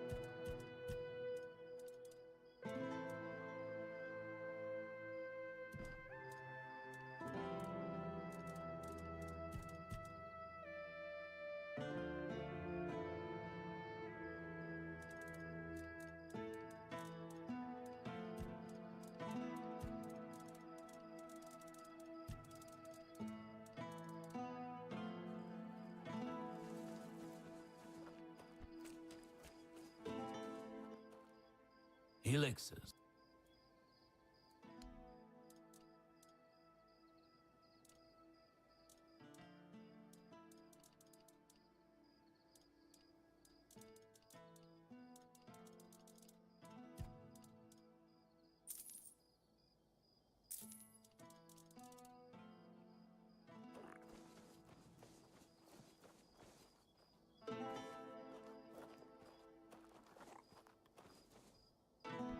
Don't force me to take this further.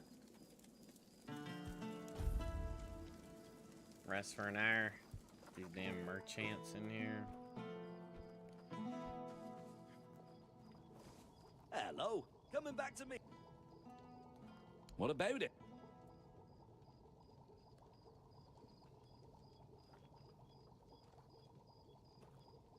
Ho ho ho! Quite elegant in.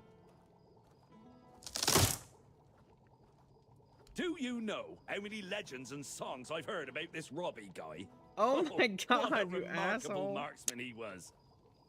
Splitting an arrow already lodged in the bullseye with his own during a tournament. What a story.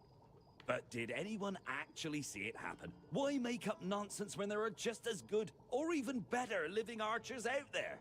One of them lives right here in Connacht. Why not write songs about him? Where's a jealous is a little bandit, bitch? and yet here we are, turning a thief and murderer into some sort of romantic hero. I gave my word, didn't I?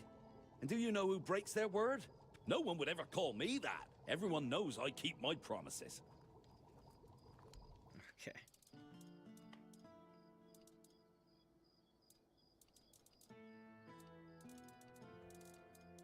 Leave it already? I wasn't expecting company. You're back.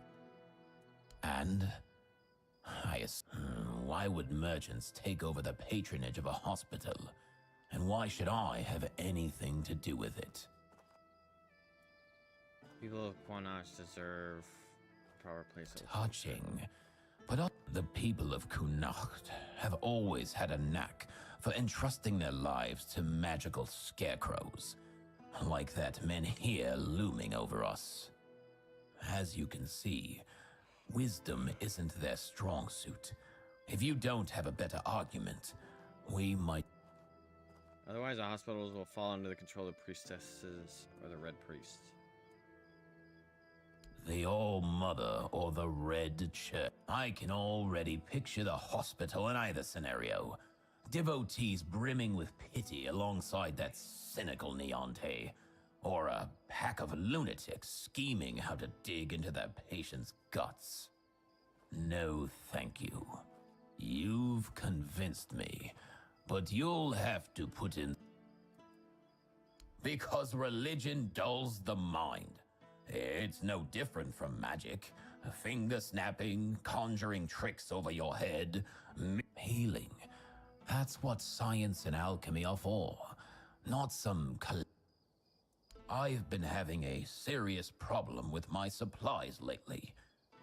The Red Church is hoarding every remotely valuable alchemical ingredient for... Here's a list of items I particularly need. Then I'll join...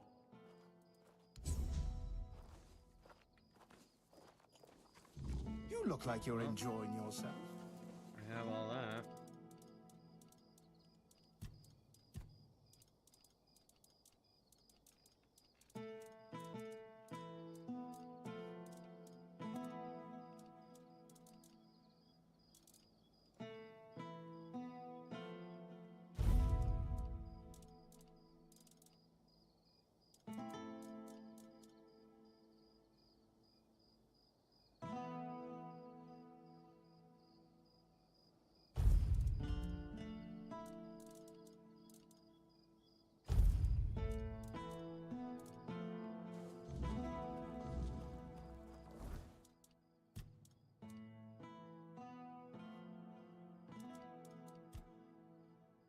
Mandrake and Phase Blood.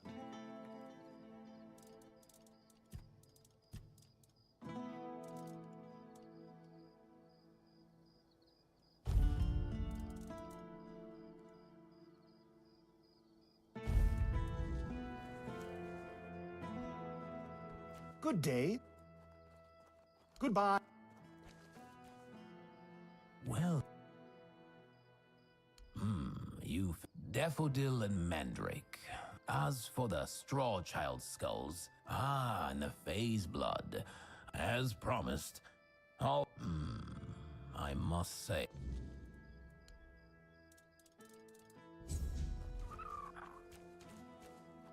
Hello again. That's terrific news. I must say I'm impressed. Getting that lot to agree on anything. Now, we can really get started. Ailey will stay on as head of the hospital. But with steady finances and a reliable supply of medicine, it should take a lot of the burden off her shoulders. In the meantime, we'll turn this endeavor. You know, I've got to say, it's been a real pleasure.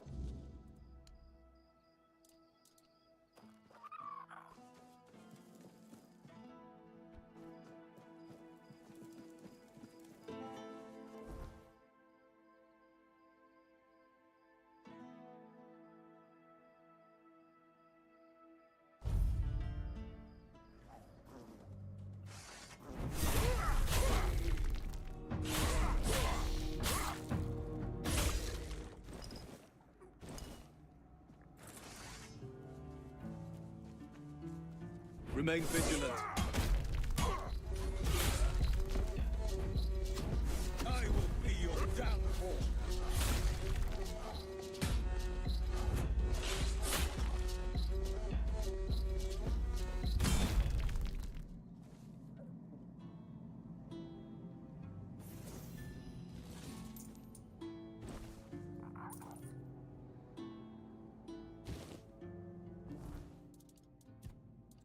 Yeah, make me your downfall.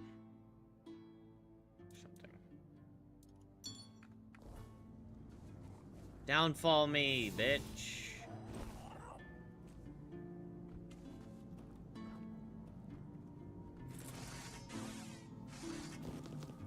Potato, potato.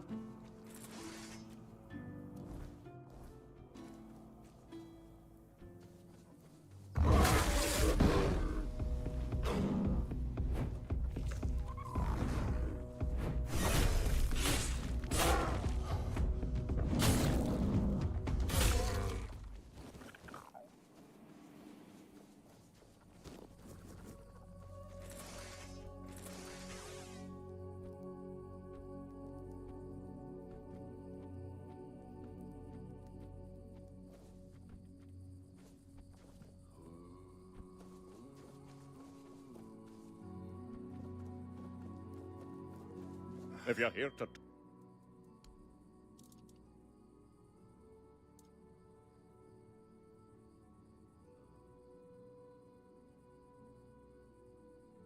That is such a sick fucking axe. 200% increased crit damage.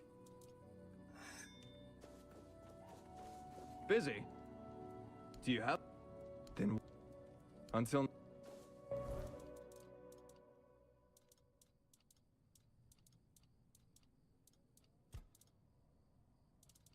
Butter. Gotta be butter on one of these things, right?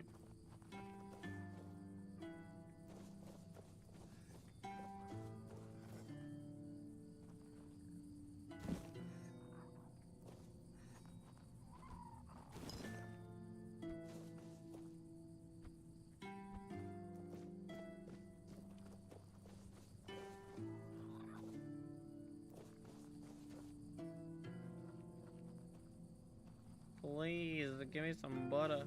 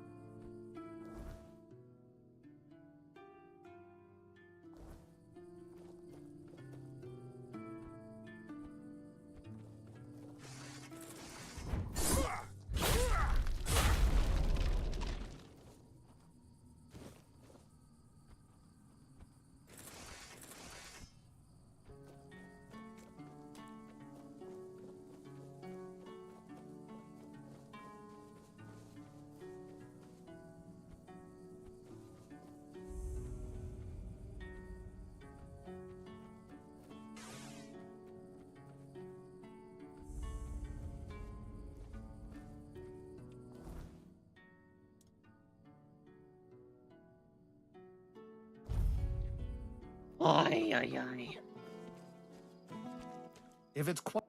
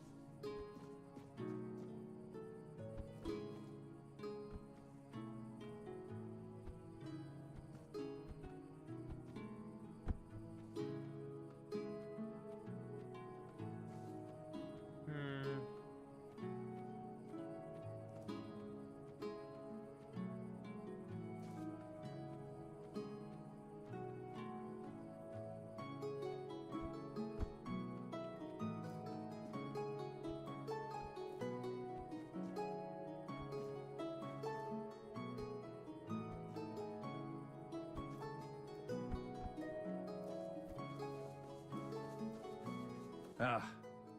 Do you have... Ah. Perfect. Now, this'll take a bit. And done. Let me know what you think. Be careful. The road...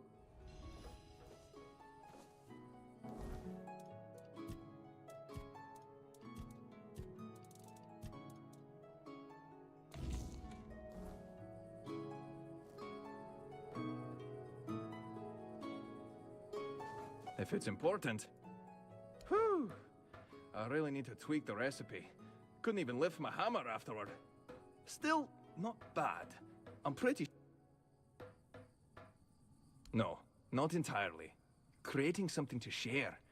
That's part of the rite of passage for a Theod alchemist. And sharing what you make.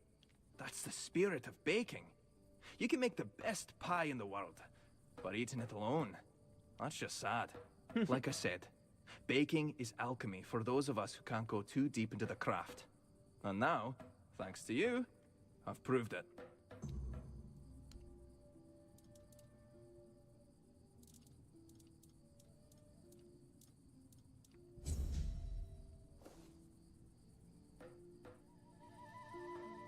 That's If it. it's important, I've got... Okay. Fucking waste of time. Of course. Need a weird stone. Fuck. Should have got a weird stone while I was there.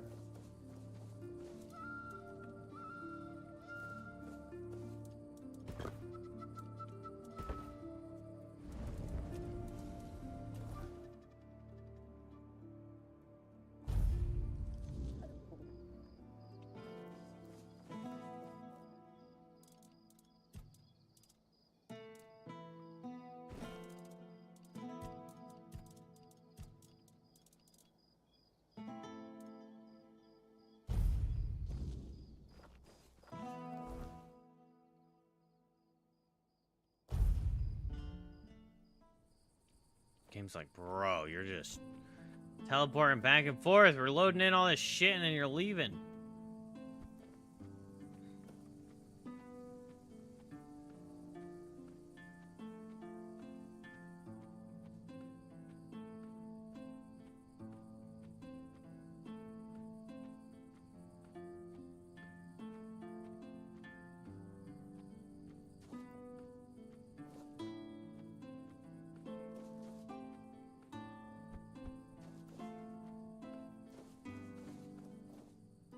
Good. Give me a moment to find the right song. Aluminium. Here, your friend will have a strong, beautiful heart. The rest is up to you. The heart is just an empty life, of course. A heart must be full of life to start beating. Life. But we'll talk about that when you... Well, there are two ways. Through death, or through sacrifice. Wait. Why did he go from, like, Celtic to sacrifice? Like, Southern. With a Southern drawl. No, of course not. You can fill it with the life of creatures you kill, but it'll take some time. A life torn away is far less willing than a life freely given, and I can't say what effect it'll have on Bayor. It's not a method we use often. You can pour some of your own life into the art. It'll weaken you, sure, but I'd say some sacrifices are worth making. Besides, some I sacrifices believe it are will worth give you another making. kind of strength, something far more valuable than what you've lost. Then he'll have a cold lump of steel in his chest. What do you think? If you want to fill it up with the energies of things you kill, it will collect life, and at some point, will give you a sign that it's beating again. If you decide to fill it with your own, and either way, come back with either a full heart or when you make up your mind. 30 max health? Why would I fucking sacrifice the... Music's just... going kind of crazy.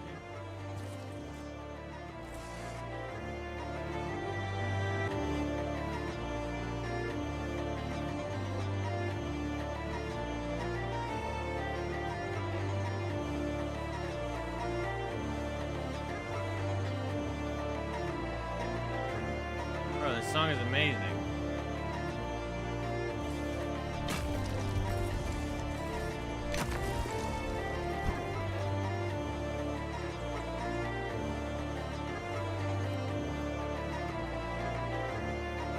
Run at these guys with a heart in my hand.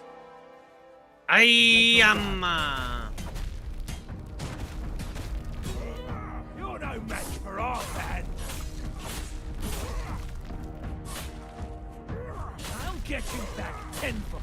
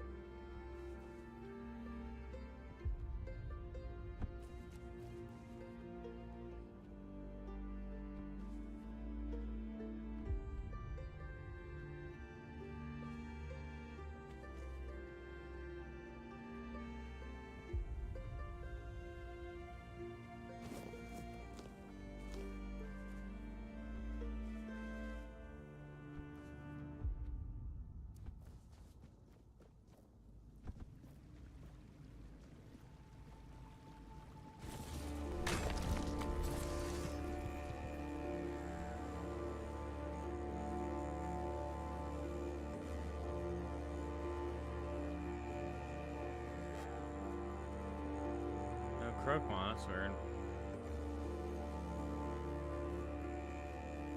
Just gonna go do a little bit of carnage.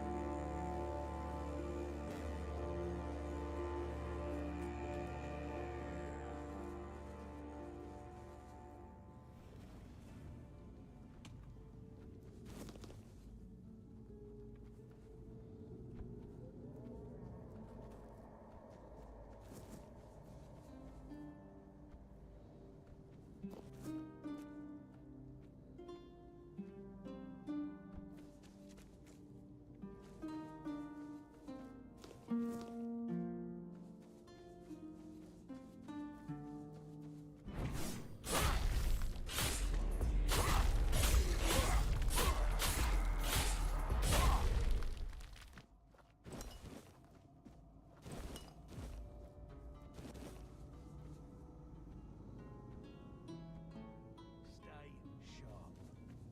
You disturb my peace. Blow for blow.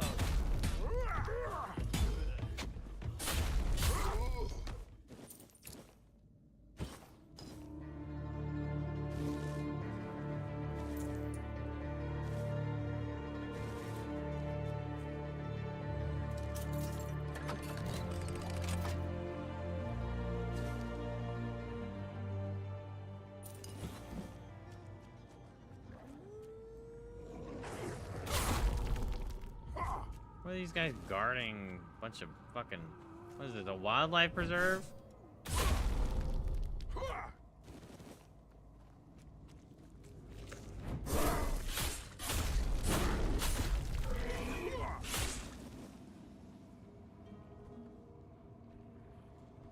Oh.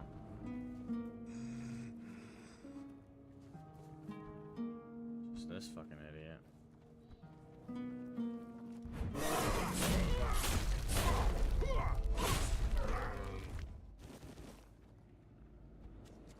Those guys are way too strong for me to be trying to harvest souls with it. What's that?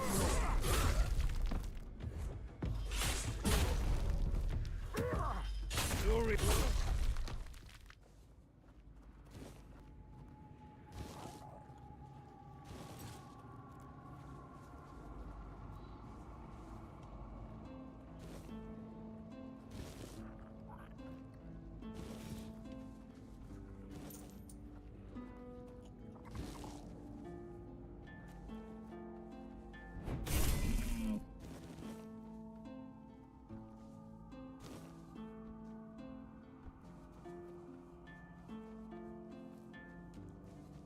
Face every threat. I will bleed.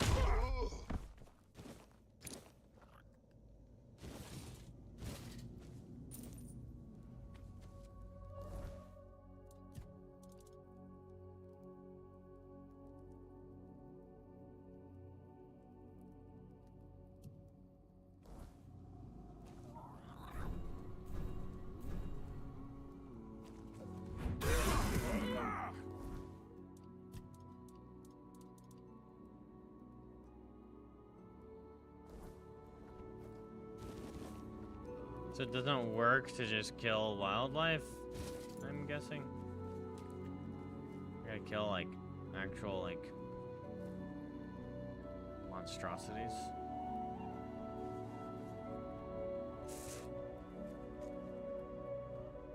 It's frustrating.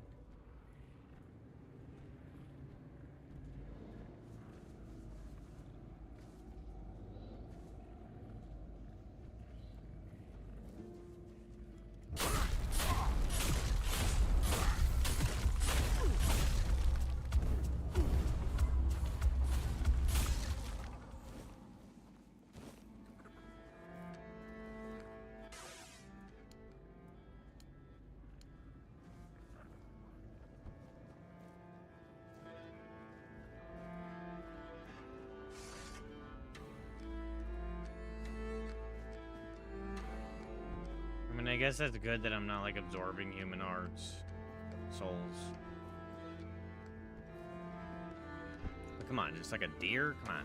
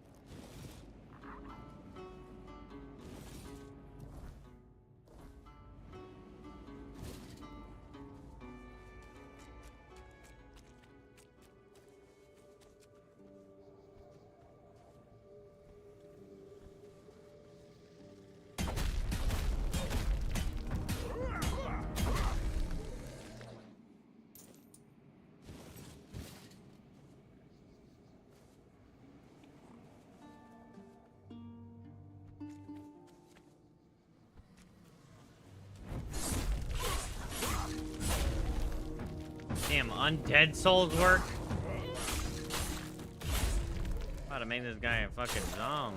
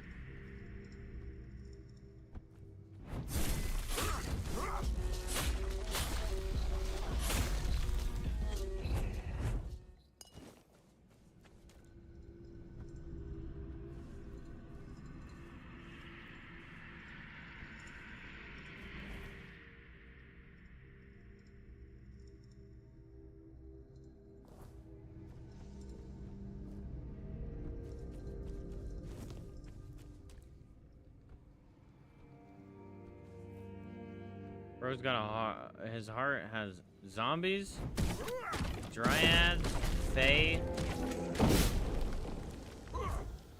a damn tree stump. Ah!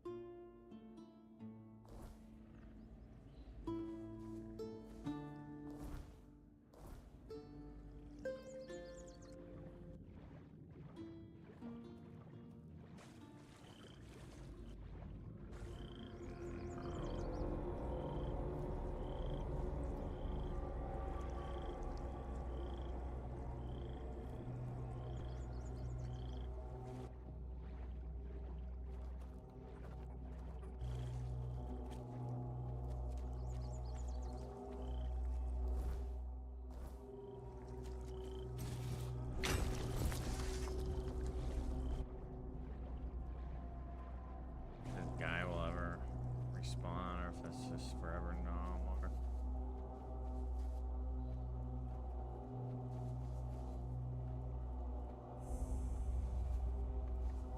Withers hideout?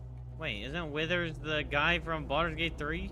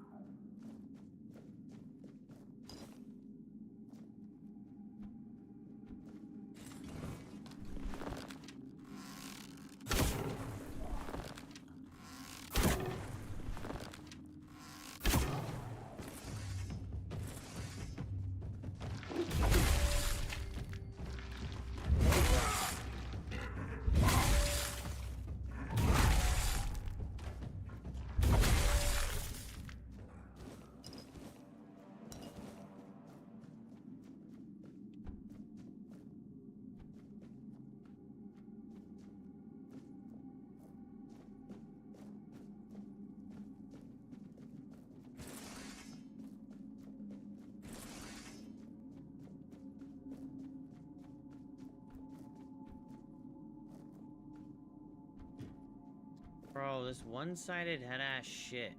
So frustrating.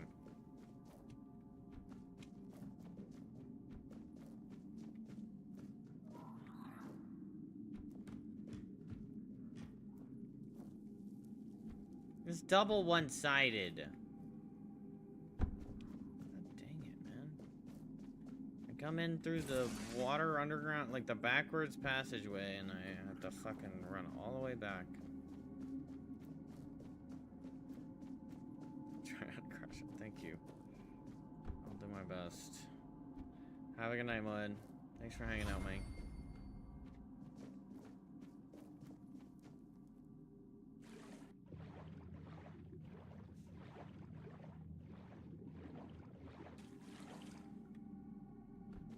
Curious who Mr. Withers is.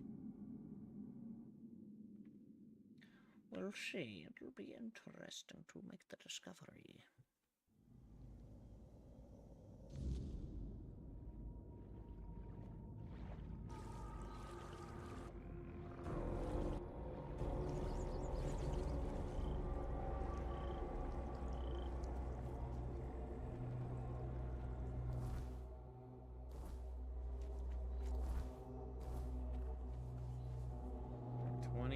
Space. I can add 10 more with my backpack.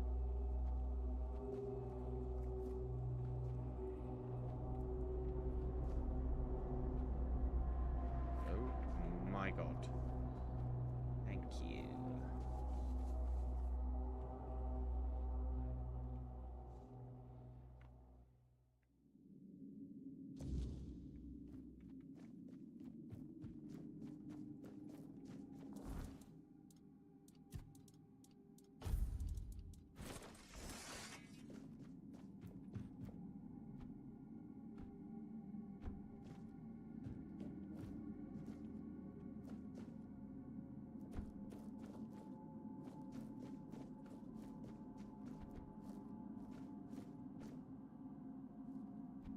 Imagine I fall in there.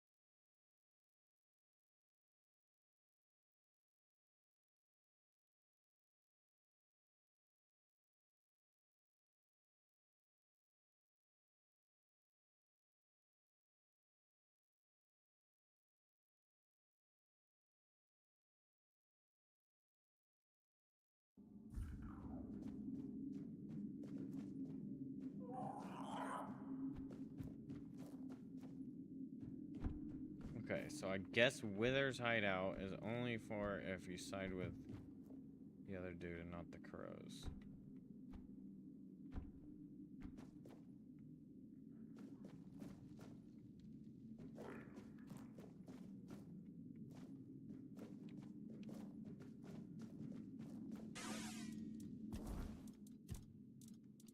Which is a bit wild.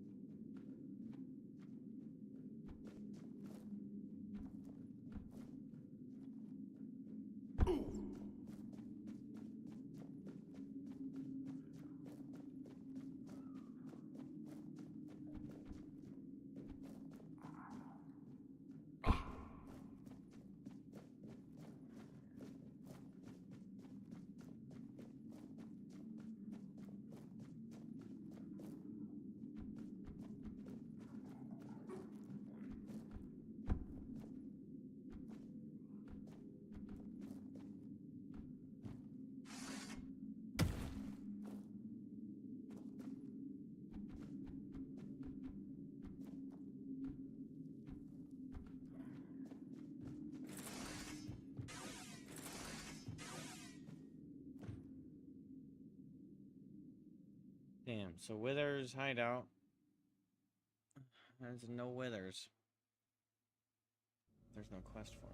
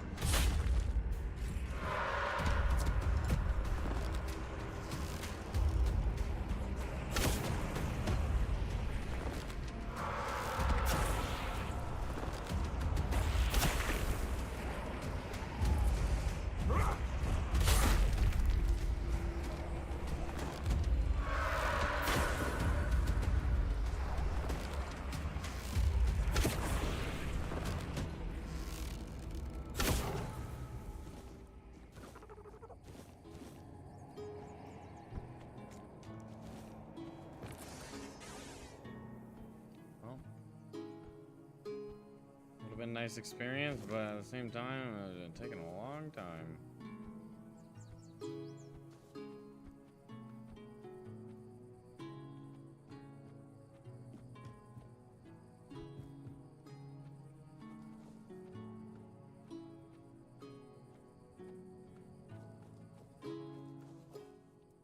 Ah, so you've chosen to wrangle unwilling lives and cram them inside.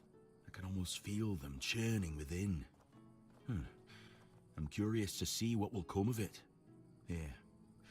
This is no peaceful heart. It was a pleasure. Give Bayor my regard.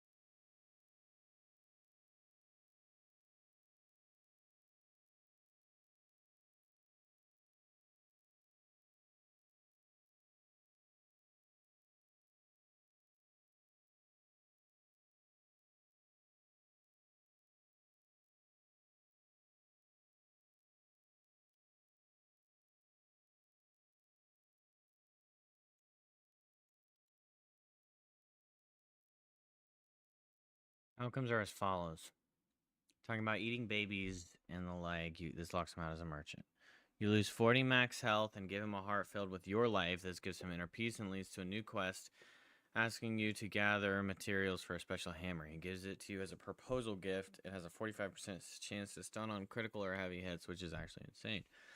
If you reject his proposal, he will be heartbroken and lock him out as a merchant. You can still convince him to let you keep the hammer. If you accept his proposal, you are married to him right there and will occasionally give gift of 1 iron ore. You tell him it's not worth it. This requires a speech check. There's no consequences. One of these options, there are additional consequences for a future mission. If you did option 1, causing the apprentice, the blacksmith refuses to join the expedition, citing the apprentice's condition as something that he needs to manage lest he hurt someone. If you rejected the apprentice's proposal, causing him to have a broken heart, the blacksmith refuses to join, citing his apprentice being broken. If you did not complete the quest in any way, the blacksmith are saying the boy is still wet behind the ears and his heart is still weak after the encounter with the Fae. This blacksmith will join if you marry the apprentice or convince him he doesn't need the artificial heart.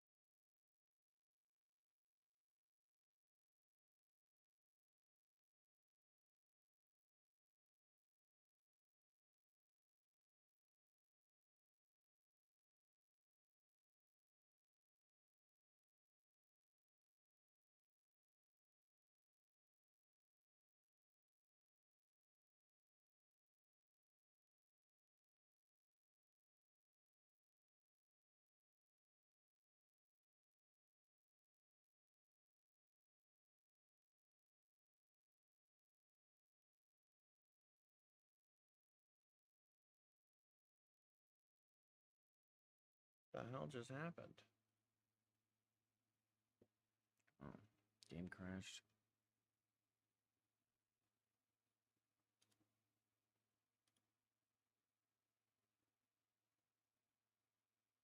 Unlucky.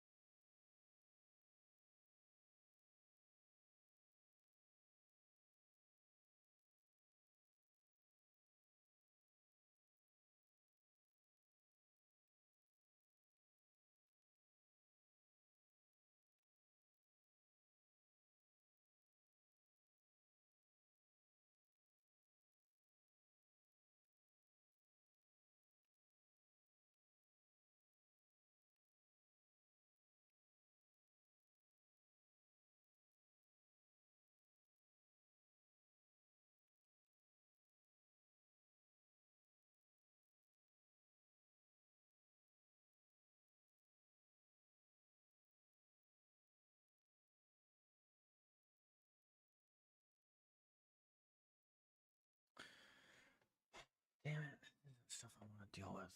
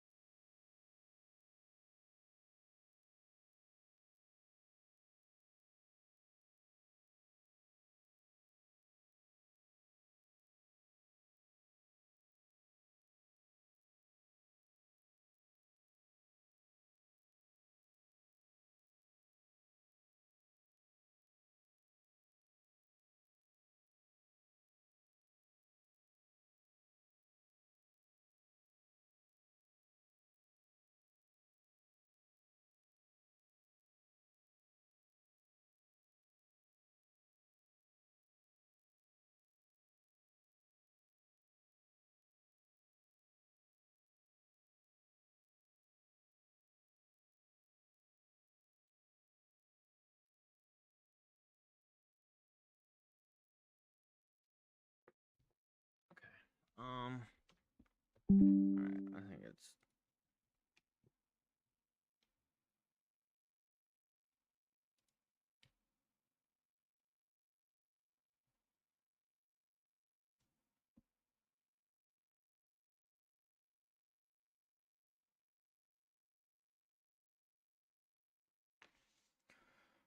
Oh, let's see. I think it's worth it to just go to bed at this point.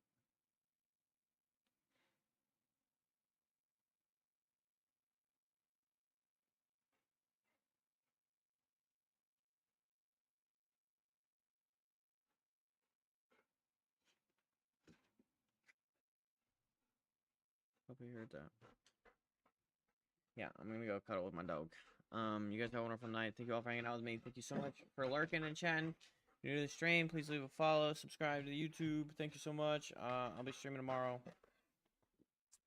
And we'll play for 3 options: Ball Pit, the Tainted Grail, or maybe a spooky game. Alright, we'll see. Just tune in tomorrow. Alright, bye-bye.